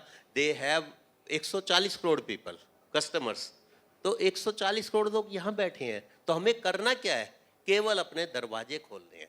तो जैसे एक कहावत है, बंदर को मिल गई हल्दी की गांठ और अपने आप को पंसारी समझ बैठा, तो उससे काम नहीं चलेगा। We have to go global. तो हमने अपनी कंपनी में एक ऑफरिंग बनाई है कि जैसी हमारी कंपनी है ऐसी की ऐसी आपकी बना सकते हो, किसी भी कंट्री में बना सकते हो। हमने अपने दरवाजे खोले हैं, लेट डू कोलोब्रेशन। तो अभी आज का ज़माना अगर अपने आप को आगे बढ़ाना है तो कोलोब्रेशन का है। आप इतनी मशीनें, इतने लोग नहीं रख सकते हो, इतने की जरूरत नहीं है। जिन्होंने रखे हुए हैं उनके साथ कोलोब्रेशन कर लीजिए और जिसकी स्किल है उसको उतना पैसा मिल जाए, जिसका जैसा व्यवहार है, जिसकी नॉलेज है और जिसका जैसी परिस्थिति है, उन लोगों के साथ कोलोब्रेशन कीजिए। मैं बहन जी, रश्मि जी, आपको बहन बोलता हूँ, आपसे बहुत कुछ सीखने को मिला। इस दौरान हम लोग जो है वियतनाम गए और कंबोडिया गए और कई जगह गए, बिलैटरल ट्रेड की बातें हुई और वहाँ की हमने ख़ास बात मैं एक यहाँ पे मेंशन करना चाहूँगा। हम लोग वियतनाम गए थे तो उनकी जो मैंने ख़ास बात देखी, उन्होंने एक टारगेट कर लिया कि इंडिया से हमें सीखना है। तो जब हम बात कर रहे थे कई जगह पे उनको काम आता था परंतु उनकी इगरनेस सीखने की थी। तो यहाँ कहीं हमें एक अहम भाव भी छोड़ना पड़ेगा यहाँ हमें कहीं ना कहीं, जैसे आपने कहा कि भाई इंडिया को वो देखते हैं ऐसे कि भाई एसएमई इंडिया में खूब सारे हैं और बैकबोन है, तो उनका 80% है किसी का एसएमई, तो क्यों ना इंडिया से सीखें। तो ऐसे ही हमें चाइना से सीखना चाहिए। चाइना ने इंडस्ट्रियलाइजेशन किया, भारत नहीं कर पाया, और फिर हम ग्लोबल जाने की बात कर रहे हैं। तो मोदी जी ने खूब सारी बात कह दी है और वो बात सारी उत्साहपूर्वक है, make in India, local for globe, बहुत सारी बातें हैं। तो मैं इसी के साथ सारे एसएमईज को, भारत के सरकार खूब बढ़िया काम कर रही है, बहुत ही बढ़िया काम कर रही है, और जहाँ जरूरत है तो साले नहीं चाहिए। सरकार से कुछ कहना है तो हमें आगे बढ़ना चाहिए, और एक्सपोर्ट के ऊपर, और ग्लोबल, गो ग्लोबल। और एक अगर मान लो कोई मोची जूता भी बना रहा है तो वो भी एक्सपोर्ट हो पाए, इस क्वालिटी पे हमें आना है, और अपने आप को टेक्नोलॉजी से और सिस्टम डेवलपमेंट पे, और नई जनरेशन आ ही रही है। और सबसे पहले बढ़िया बात क्या है कि हमारे बच्चे इंग्लिश में फॉरवर्ड है। जैसे मेरे को तो हो सकता है कि भाई वो पिक्चर नहीं आई थी एक, उसमें कहता है भाई बड़ी मुश्किल से तो एयरपोर्ट गया, वहाँ इंग्लिश बोली और अपना बैग लेके आया। तो उनको प्रॉब्लम नहीं है, दे आर ग्लोबल सिटीजन्स। तो अपने बच्चों को खूब घुमाइए, दुनिया दिखाइए, एजुकेशन दीजिए, एक्सपीरियंस दीजिए, एक्सपोजर दीजिए, संस्कार दीजिए, जिससे जो आए तो वो रुके, जो समृद्धि का विकास हो। नहीं तो धन आएगा चला जाएगा, और भारत की एक नींव है वो उसका व्यवहार है, उस व्यवहार को बनाए रखिए। किसी भी स्किल से ऊपर व्यवहार है। तो एक्सपोर्ट आसान है, कोई मुश्किल नहीं है, बशर्ते आप बड़ा सोचिए, स्केल कीजिए। अगर इस विषय में कभी भी कोई बैठना हो, all are welcome. Thank you, thank you, thank you very much. Thank you so much. Kansal Saab, you have left the evening at a very high note, and I don't think anybody else can match. I can. अंग्रेजी के ऊपर बिल्कुल उसकी आवश्यकता नहीं है। अंग्रेजी सिर्फ एक एडेड चीज़ है। हम जिस जिस देश में गए उस सब प्रेसिडेंट से लेकर प्राइम मिनिस्टर से लेकर के बिजनेसमैन, वो सिवाय अपनी भाषा में ही बोलता है और व्यवहार भी करता है, बिजनेस भी करता है, और बहुत प्राउडली करता है। तो आप किसी भी भाषा में अपना बैग ले ही आओगे, तो इसमें कोई दिक्कत नहीं होने वाली है। छोटा सा वाकया शेयर करता हूँ। करीब 20 साल पहले जो है अमेरिका के एक बायर थे, और उनका नाम था फिलिप रैमसे, और बहुत बड़े बायर थे। तो वो इंडिया आए, तो मेरे से मेरा दोस्त जो विनोद मैकपाई वाला, वो कहता है पवन तेरे को तो इंग्लिश आती है नहीं, तू बात कैसे करेगा। तो मैंने कहा उसको हिंदी आती है भाई। वो कह रहा नहीं, उसके बाप को भी नहीं आती हिंदी। तो मैंने कहा मैं शर्त लगा ले, तो उसको हिंदी आती है। तो फिर मैंने कहा नहीं, वो मेरे से इंग्लिश ऐसे बोलता है जैसे हिंदी है। तो भाई अपने माल में दम होना चाहिए, तो वो अपने आप ही हो जाएगा, समझ लेगा। तो मेरे को इंग्लिश नहीं आती थी वाकई। मैंने 3 बार जो है ना इंग्लिश स्पीकिंग क्लास ली है, सुबह 6 से 9 की, 3-3 महीने। तब जाके मेरे को जो आई, तो पता है कितनी आई? बस मेरे को चम्मच के नाम आ गए, tea spoon, baby spoon, thank you, sorry, I go, water. Thank you.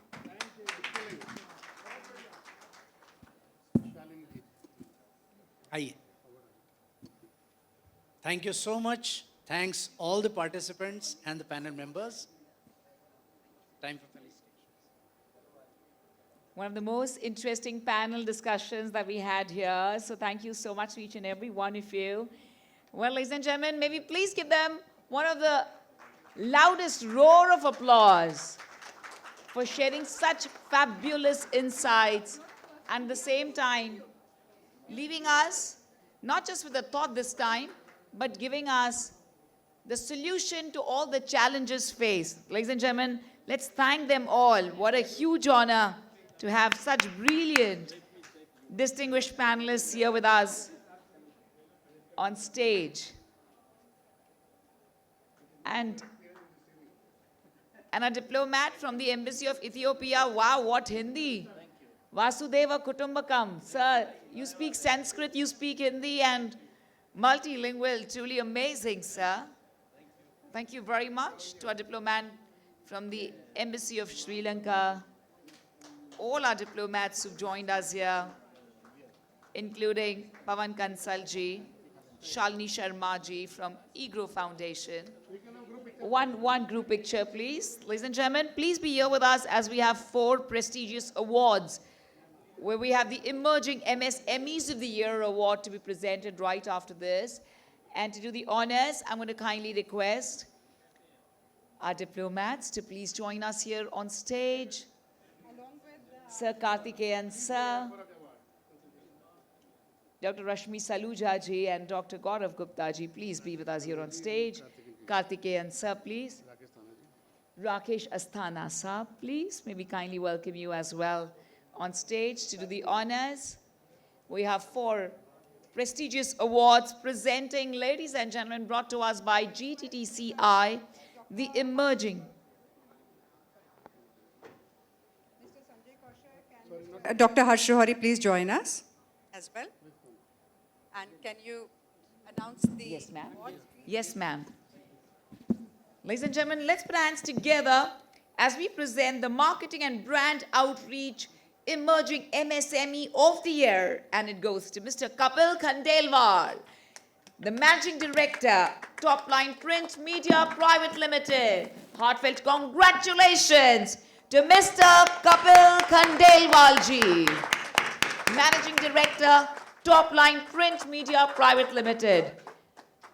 This is a celebration moment, ladies and gentlemen. I know we are all living in the world of AI. We are busy taking photos and videos, so let's cheer and say, wow, amazing.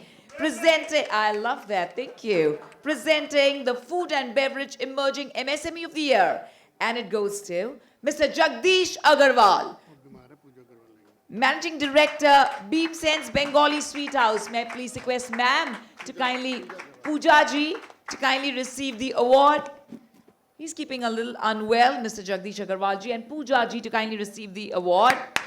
Ladies and gentlemen, and the winner is Beam Sense Bengali Sweet House, Mr. Jagdish Agarwal ji, the Legal Counsel GTTCI, and it goes to Advocate Sapna Chauhan ji. Amazing congratulations to Advocate Sapna Chauhan for the Legal Counsel GTTCI, the Emerging MSME of the Year.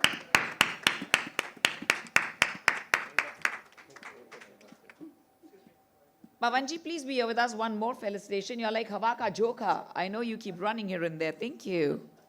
Ladies and gentlemen, please join us in congratulating Miss Saloni Goyal, Senior Director, ESG Value Creation and Commercialization, India and Southwest Asia, Coca-Cola India Private Limited. Magnificent congratulations to Miss Saloni Goyal.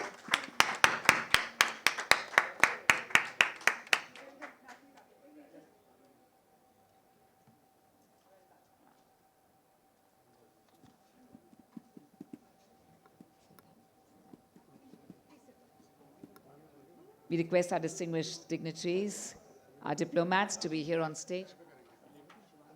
I'm going to kindly request the very dynamic and the young Shubham Gupta to kindly propose the vote of thanks.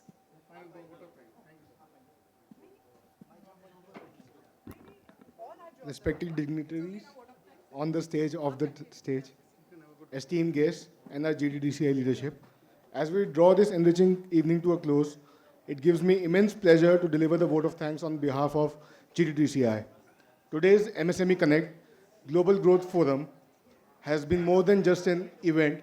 It has been a celebration of ideas, partnerships, and the boundless spirit of entrepreneurship. I begin by expressing our deepest gratitude to our visionary leaders, Dr. Rashmi Saluja, our dynamic chairperson, Dr. Gaurav Gupta, our inspiring founder president, Mr. Rakesh Asthana, our ever-trusting chief advisor, and Mr. Jalit Srivastav, our ever-supportive general secretary.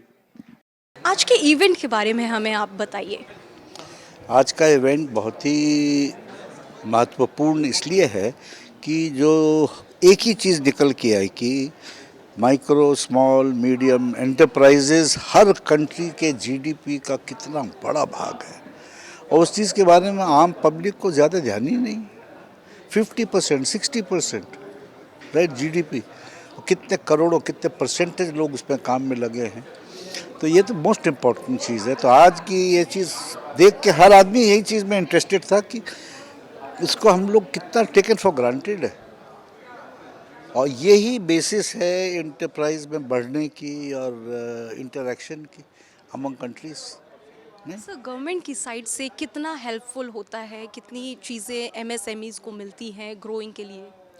पिछले कुछ सालों से तो इनका रुझान तो हुआ है गवर्नमेंट का हर तरफ से, और सबसे बड़ी चीज़ है अगर ईज़ ऑफ फंक्शनिंग हो जाए एंड ट्रेड में जो टैरिफ्स है वो थोड़े से और कंफर्टेबल हो जाए, तो जितने स्मॉल इंडस्ट्री वाले हैं they will be able to do so much more, क्योंकि आपके आइडियाज़ बड़े हैं, पैसे है नहीं, क्या करें, कोई तो दे या हेल्प करे, तो वो आई थिंक कर रहे हैं लोग, दिमाग तो लगा ही रहे हैं। तो सर आपके अकॉर्डिंग गवर्नमेंट्स की साइड से ऐसी कौन सी नीतियाँ होनी चाहिए जो इसको और आगे ग्रो कर सकती है?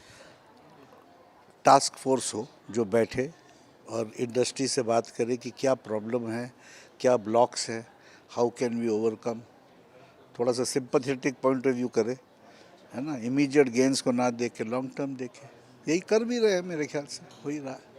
सर हम विलेजेस और जो रूरल एरियाज आते हैं उनसे कैसे कनेक्ट कर पाएंगे एमएसएमईज को? आज तो देखिए आईटी तो अगर आपके हाथ में फ़ोन है तो आप तो दुनिया में किसी कोने से भी बात कर सकते हैं, तो इसलिए तो सर उनके लिए भी हेल्पफुल है ये चीज़? क्यों नहीं है, क्यों नहीं है। लघु उद्योग तो पहले कभी ज़माने से चला रहा, कॉटेज इंडस्ट्री कहा करते थे, नाम बदल दिया, काम तो वही है ना, कार्पेट्स बनते हैं, क्या क्या नहीं बनता था गांव में, कुल्हड़ बनते हैं, let's put it that way, right down to that level. Sir आज का इवेंट स्मॉल उद्योगों के लिए कितना हेल्पफुल हो सकता है? अब जो लोग देखेंगे समझेंगे, कहीं ना कहीं तो एक बीज डाला है लोगों के दिमाग में, हेल्थ को लेके, ट्रेड को लेके, कॉमर्स को लेके, इंटरैक्शन ऑफ कंट्रीज़ को लेके है। तो अब आप देखिए ना कि एक भाषा, आप बताइए यहाँ से अगर आप रशिया जाएं और हिंदी में बोलें, कौन समझने वाला, और रशिया का आदमी इंडिया में आके इंग्लिश में आपसे बात कर रहा है, आप समझ रहे हो, तो हुआ ना, कनेक्टिविटी का फ़ायदा तो हुआ। बहुत बहुत थैंक यू सर आपका हमारे साथ जुड़ने के लिए, बहुत बहुत शुक्रिया। अभी आपने सुना कि आज का इवेंट बहुत ही ख़ास था उन लोगों के लिए जो आगे बढ़ना चाहते हैं, इसमें ग्रोथ करना चाहते हैं। इवन हमने ये भी जाना कि गवर्नमेंट्स की साइड से हमें क्या क्या अपॉर्चुनिटीज़ मिलनी चाहिए। सर आज के इवेंट के बारे में हम जानना चाहेंगे। आज का इवेंट बेसिकली एमएसएमई डे को मनाने के लिए था, जो हमारा ऑर्गेनाइजेशन है जीटीटीसीआई, उसका बेसिकली ग्लोबल प्लेटफॉर्म पे एमएसएमई जो इंडिया में काम कर रही हैं उनको कैसे नेटवर्क किया जाए ताकि और ज़्यादा बढ़िया काम हो सके।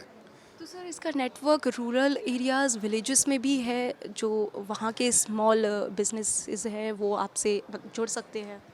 सभी को जोड़ सकते हैं, क्योंकि हमारा प्लेटफॉर्म केवल विदेशों के लिए नहीं है, विद इन द कंट्री भी जुड़ें, और अगर प्रोग्रेस करना है तो एक्सपोर्ट करना बहुत ज़रूरी है, या बाहर की टेक्नोलॉजी का उपयोग करना ज़रूरी है, या अपनी चीज़ों को बाहर शोकेस करना ज़रूरी है। तो हम लोग का ध्येय यही है कि इस प्लेटफॉर्म के ऊपर हम जो अच्छा काम भारत में कर रहे हैं उसको विदेशी लोगों को भी दिखाएं, ताकि इसका स्कोप और बढ़े और लोगों को मतलब ग्रोथ मिले। जो एमएसएमई में हैं वो छोटे एंटरप्रेन्योर्स हैं, तो उनको ग्रोथ के लिए एक नेटवर्किंग का अगर प्लेटफॉर्म मिलता है तो that is a very good thing for our country. Government की साइड से क्या चीज़ें ऐसी होनी चाहिए जो एमएसएमई को और ग्रोथ मिले? गवर्नमेंट की तरफ से बहुत सारी चीज़ें की जा रही हैं, इसका ज्ञान कम लोगों को है, तो वो अगर अवेयरनेस बढ़ाएंगे, क्योंकि गवर्नमेंट ने जितना देना था उससे बहुत ज़्यादा दिया हुआ है, और काफ़ी ईज़ ऑफ बिजनेस है। गवर्नमेंट के काफ़ी प्रोग्राम्स हैं जो ऐसे हैं, अगर उसको हम अडॉप्ट करेंगे तो ग्रोथ बहुत तेज़ी से होगी।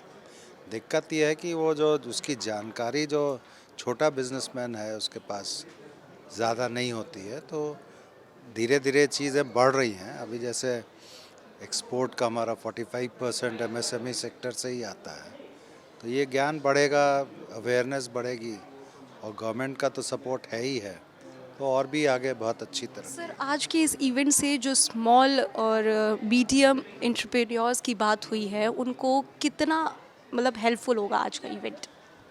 जिन्होंने पार्टिसिपेट किया या जो लोग देखेंगे उनको ये ज़रूर महसूस होगा कि अभी हमारे पास स्काई इज़ द लिमिट, और इसमें अगर जुड़ेंगे तो काफ़ी आगे जा सकते हैं।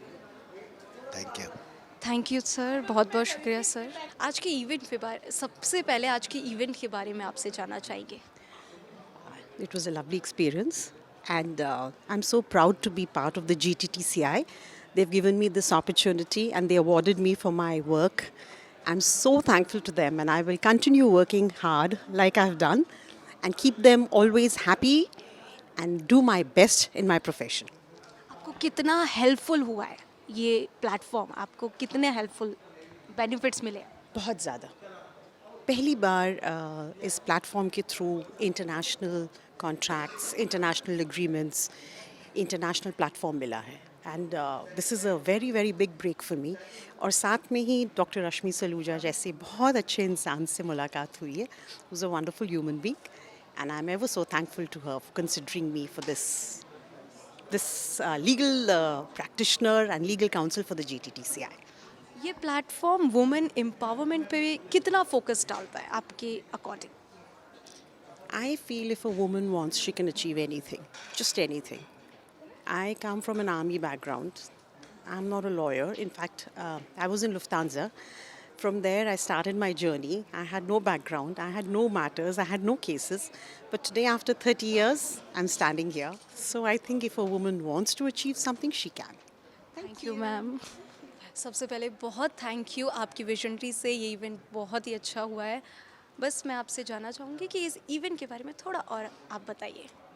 ये सबकी कोलैबोरेटिव एफर्ट था, सबका विजन था, और जैसे हर इवेंट को एक त्यौहार की तरह हम लोग हिंदुस्तान में मनाते हैं और वही हमारे प्रधानमंत्री का विजन भी है, तो हम लोग भी हर चीज़ को एक छोटा छोटा करके लोगों को जोड़ने की कोशिश करते हैं, चाहे उसके अंदर एक बिज़नेस हो, चाहे उसके अंदर एक कल्चर हो, चाहे उसके अंदर किसी भी देश विदेश और डोमेस्टिक लोगों को जोड़ने की कोशिश रहे।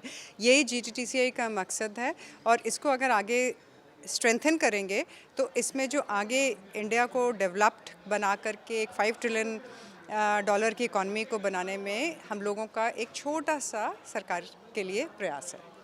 और मैम, गवर्नमेंट की साइड से कौन सी नीतियाँ ऐसी होनी चाहिए जो MSME को और भी ग्रो कर सकती है? अभी गवर्नमेंट की जो पॉलिसीज़ हैं वो बहुत ही people friendly, business friendly policies हैं। मुझे उन पॉलिसीज़ को देख करके ये लगता है कि उसकी सिर्फ अवेयरनेस लोगों तक पहुंचनी चाहिए, क्योंकि पॉलिसीज़ हैं लोगों तक अगर ये और अच्छे से पहुंचा जाएगा तो इसकी इम्प्लीमेंटेशन हो जाएगी। सरकार ने अपना काम बहुत अच्छे से किया है लोगों की पॉलिसीज़ क्रिएट करके लोगों तक पहुँचाने का, सिर्फ उनको समझ में आना चाहिए और उस समझ को इम्प्लीमेंट करना चाहिए और ईमानदारी से। मैम, जो रूरल एरियाज़ हैं, जो विलेजेस हैं, उन तक MSMEs पहुंच रहा है, वो कनेक्ट हो पा रहे हैं? आप in fact the other way around, उल्टा है, वहाँ से ज़्यादा अच्छा हो रहा है। हम लोग यहाँ पे इसका जो कॉन्सेप्ट है, MSME का जो कॉन्सेप्ट है और जो SME का जो कॉन्सेप्ट है, वो तो असली में तो परचून की दुकान से लेकर के घर की भागीदारी से लेकर के वहाँ से शुरू होता है, और उसको सरकार ने पंचायत लेवल पे, गांव लेवल पे, देहात लेवल पे और डिस्ट्रिक्ट लेवल पे बहुत अच्छी तरीके से स्ट्रक्चर किया है। स्टेट गवर्नमेंट्स ने भी और सेंट्रल गवर्नमेंट में इस चीज़ को और आगे बढ़ाना, शहर तक लाना और अर्बन एरिया तक लाना, वो अब करना ज़्यादा शुरू हो गया है, पर गांव तक और देहात तक बहुत अच्छा काम हो रहा है। Thank you ma'am, thank you so much. अभी आपने सुना चेयरपर्सन रश्मि सलूजा जी को, जिनकी विजनरी से ये पूरा इवेंट हुआ था, बहुत ही ज़्यादा शानदार। उन्होंने अपने एक्सपीरियंस बताया, इसका उद्देश्य बताया कि MSME का प्लेटफॉर्म का क्या उद्देश्य है। सर, आज के इवेंट के बारे में हम जानना चाहेंगे कि स्मॉल एंटरप्रेन्योर्स हैं, उनको आज का इवेंट कितना बेनिफिट दे सकता है? मेरा नाम जितेंद्र चावला है, मैं CEO of SME Biz represent करता हूँ, और आज MSME डे है, 27 जून है। It is a great day to celebrate all MSMEs for their hard work. तो बेसिकली आज का जो इवेंट रहा, पैनल डिस्कशंस रहे, नॉलेज शेयरिंग रही, एंड एंटरप्रेन्योर्स को नॉलेज शेयरिंग भी चाहिए, स्किल डेवलपमेंट भी चाहिए। एंटरप्रेन्योर्स मल्टी टैलेंटेड जोन में काम कर रहे होते हैं, और फैंटास्टिक प्लेटफॉर्म्स हैं, ग्रेट स्पीकर्स आज आए, एंड फैसिलेशंस भी हुए। एंड ग्रेट क्राउड था, नेटवर्किंग भी ह्यूज रही, बिजनेसमैन्स एक्सचेंज ऑफ बिजनेसेस भी आज होंगे, और तो एक फैंटास्टिक डे है। And GTCI is also doing a great work, and जो मेरा एरा है वो एंटरप्रेन्योर्स बिजनेस ग्रोथ है हमारा गोल, और अक्रॉस इंडिया एंड वर्ल्ड के MSME इसको आज MSME डे की मैनी मैनी कॉन्ग्रेचुलेशंस।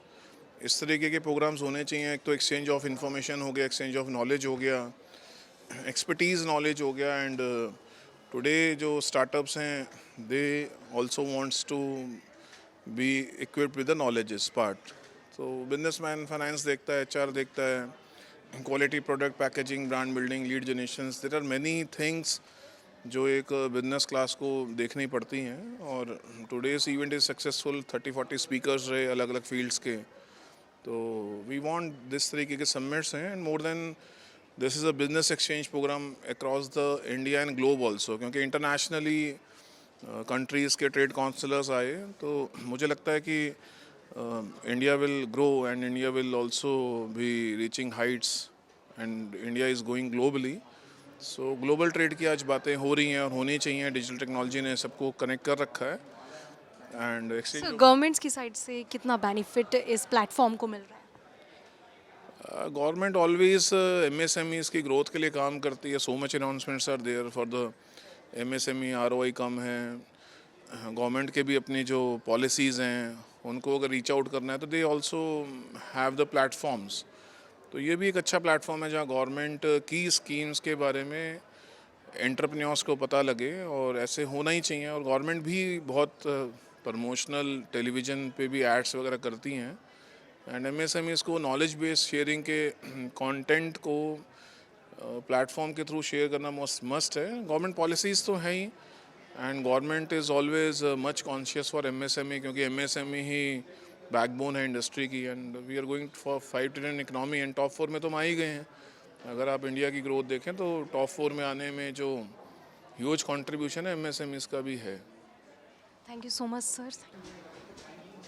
सर सबसे पहले बहुत बहुत थैंक यू आपको, आपकी विजन से ये पूरा इवेंट बहुत ज़्यादा खास बना है। इस इवेंट के बारे में हमारे दर्शकों को आप बताइए। Thanks to everybody for joining here.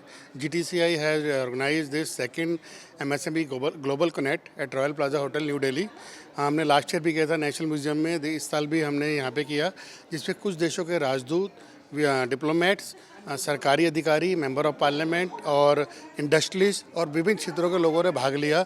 250 से ऊपर लोगों ने भाग लिया यहाँ पे के अंदर। और जो हमारा इसमें आज कंट्री विज़न रहा, हमारा रशिया, उज़्बेकिस्तान, आर्मेनिया के एम्बेसडर ने आके इसमें अपनी कंट्री का विज़न दिया। जो इंडिया की इकनॉमी ग्रो कर रही है उसमें MSME SME का बहुत बड़ा योगदान है। जो प्राइम मिनिस्टर का विज़न है उसमें MSME SME का मोर देन 50% to 60% योगदान है। इसको जो और देशों के राजदूत भी आए, डिप्लोमेट आए, इसमें Sri Lanka, Madagascar, Ethiopia, Lesotho, Somalia, Comoros और भी कुछ देशों के राजदूत जो आए, उन्होंने अपनी कंट्री के बारे में बताया और हमें मौका दिया कि उनके देश और हमारे देश आपस में मिलकर कैसे काम कर सकते हैं। GTCI का मोटो है बिल्डिंग रिलेशनशिप, ब्रिजिंग कल्चर्स। तो वो हमने आज यहाँ सार्थक किया, और जो MSME कनेक्ट का जो इवेंट है ये एक सक्सेसफुल इवेंट रहा। सर गवर्नमेंट की साइड से ऐसी कौन सी पॉलिसीज़ है जो MSME को और ग्रो कर रही है? MSME के जो लोन इन्होंने बहुत इजी कर दिया, ease of doing giving the loan, जो स्टार्टअप को प्रमोट कर रहे हैं। क्योंकि जो भी आजकल जो छोटे दुकान, उनको छोटे व्यापारी को ज़्यादा दिक्कत होती है, बड़ों को तो बैंक से मिल जाता है, बड़ी उनकी टीम बैठी होती है फाइनेंस देने के लिए। जो छोटा काम करना है उसके लिए गवर्नमेंट ने ईज़ कर दिया। सरकार की, मोदी जी की प्रधानमंत्री योजना है, मुद्रा विकास योजना है, विदाउट गारंटी लोन है। तो इससे तो MSME को 4 पहियाँ लगे हैं और बढ़ेगी। जो गवर्नमेंट और फेवरेबल एक्टिविटीज़ ला रही है, कुछ क्लस्टर डेवलप कर रही है, स्किल डेवलपमेंट कर रही है, उसमें MSME को काफ़ी योगदान मिलेगा। सर जो ऐसे एरियाज़ हैं जहाँ पे ज़्यादा डेवलपमेंट नहीं है, वहाँ तक MSME पहुँच पा रही है या लोग उससे कनेक्ट हो पा रहे हैं? हाँ, सरकार का जो विज़न है, जो पिछड़े इलाके हैं जहाँ लोगों की रीच नहीं है, या जहाँ पे काम करना कठिन है, चाहे पहाड़ के इलाके हो या नॉर्थ ईस्ट वगैरह हो, वहाँ पे सब जगह ग्रो कर रहे हैं। नॉर्थ ईस्ट में काफ़ी सारी इंडस्ट्री, हिमाचल में, जम्मू कश्मीर में, हर जगह जो गवर्नमेंट का विज़न है उस पर हम लोग काम कर रहे हैं, and it is growing like anything. Thank you so much sir, आपके विजन से ये प्रोग्राम बहुत ही अच्छा हुआ। Thank you for joining and supporting us. Thank you sir. अभी आपने सुना GTCI के फाउंडर प्रेसिडेंट गौरव गुप्ता को और चेयरपर्सन रश्मि सुलेजा को, जिन्होंने बताया कि ये प्लेटफॉर्म कितना हेल्पफुल है स्मॉल एंटरप्रेन्योर्स के लिए। इवन जो रूरल एरियाज़ होते हैं जहाँ लोग इतने एक्टिव नहीं होते हैं सोशल मीडिया को लेकर, लेकिन वहाँ पर भी एमएसएमई अपना काम कर रहा है और गवर्नमेंट से भी पॉलिसीज़ मिल रही हैं, गवर्नमेंट से भी बेनिफिट्स मिल रहे हैं। मैं कैमरा पर्सन संजय के साथ वैष्णवी चौहान, संगम टॉकीज़।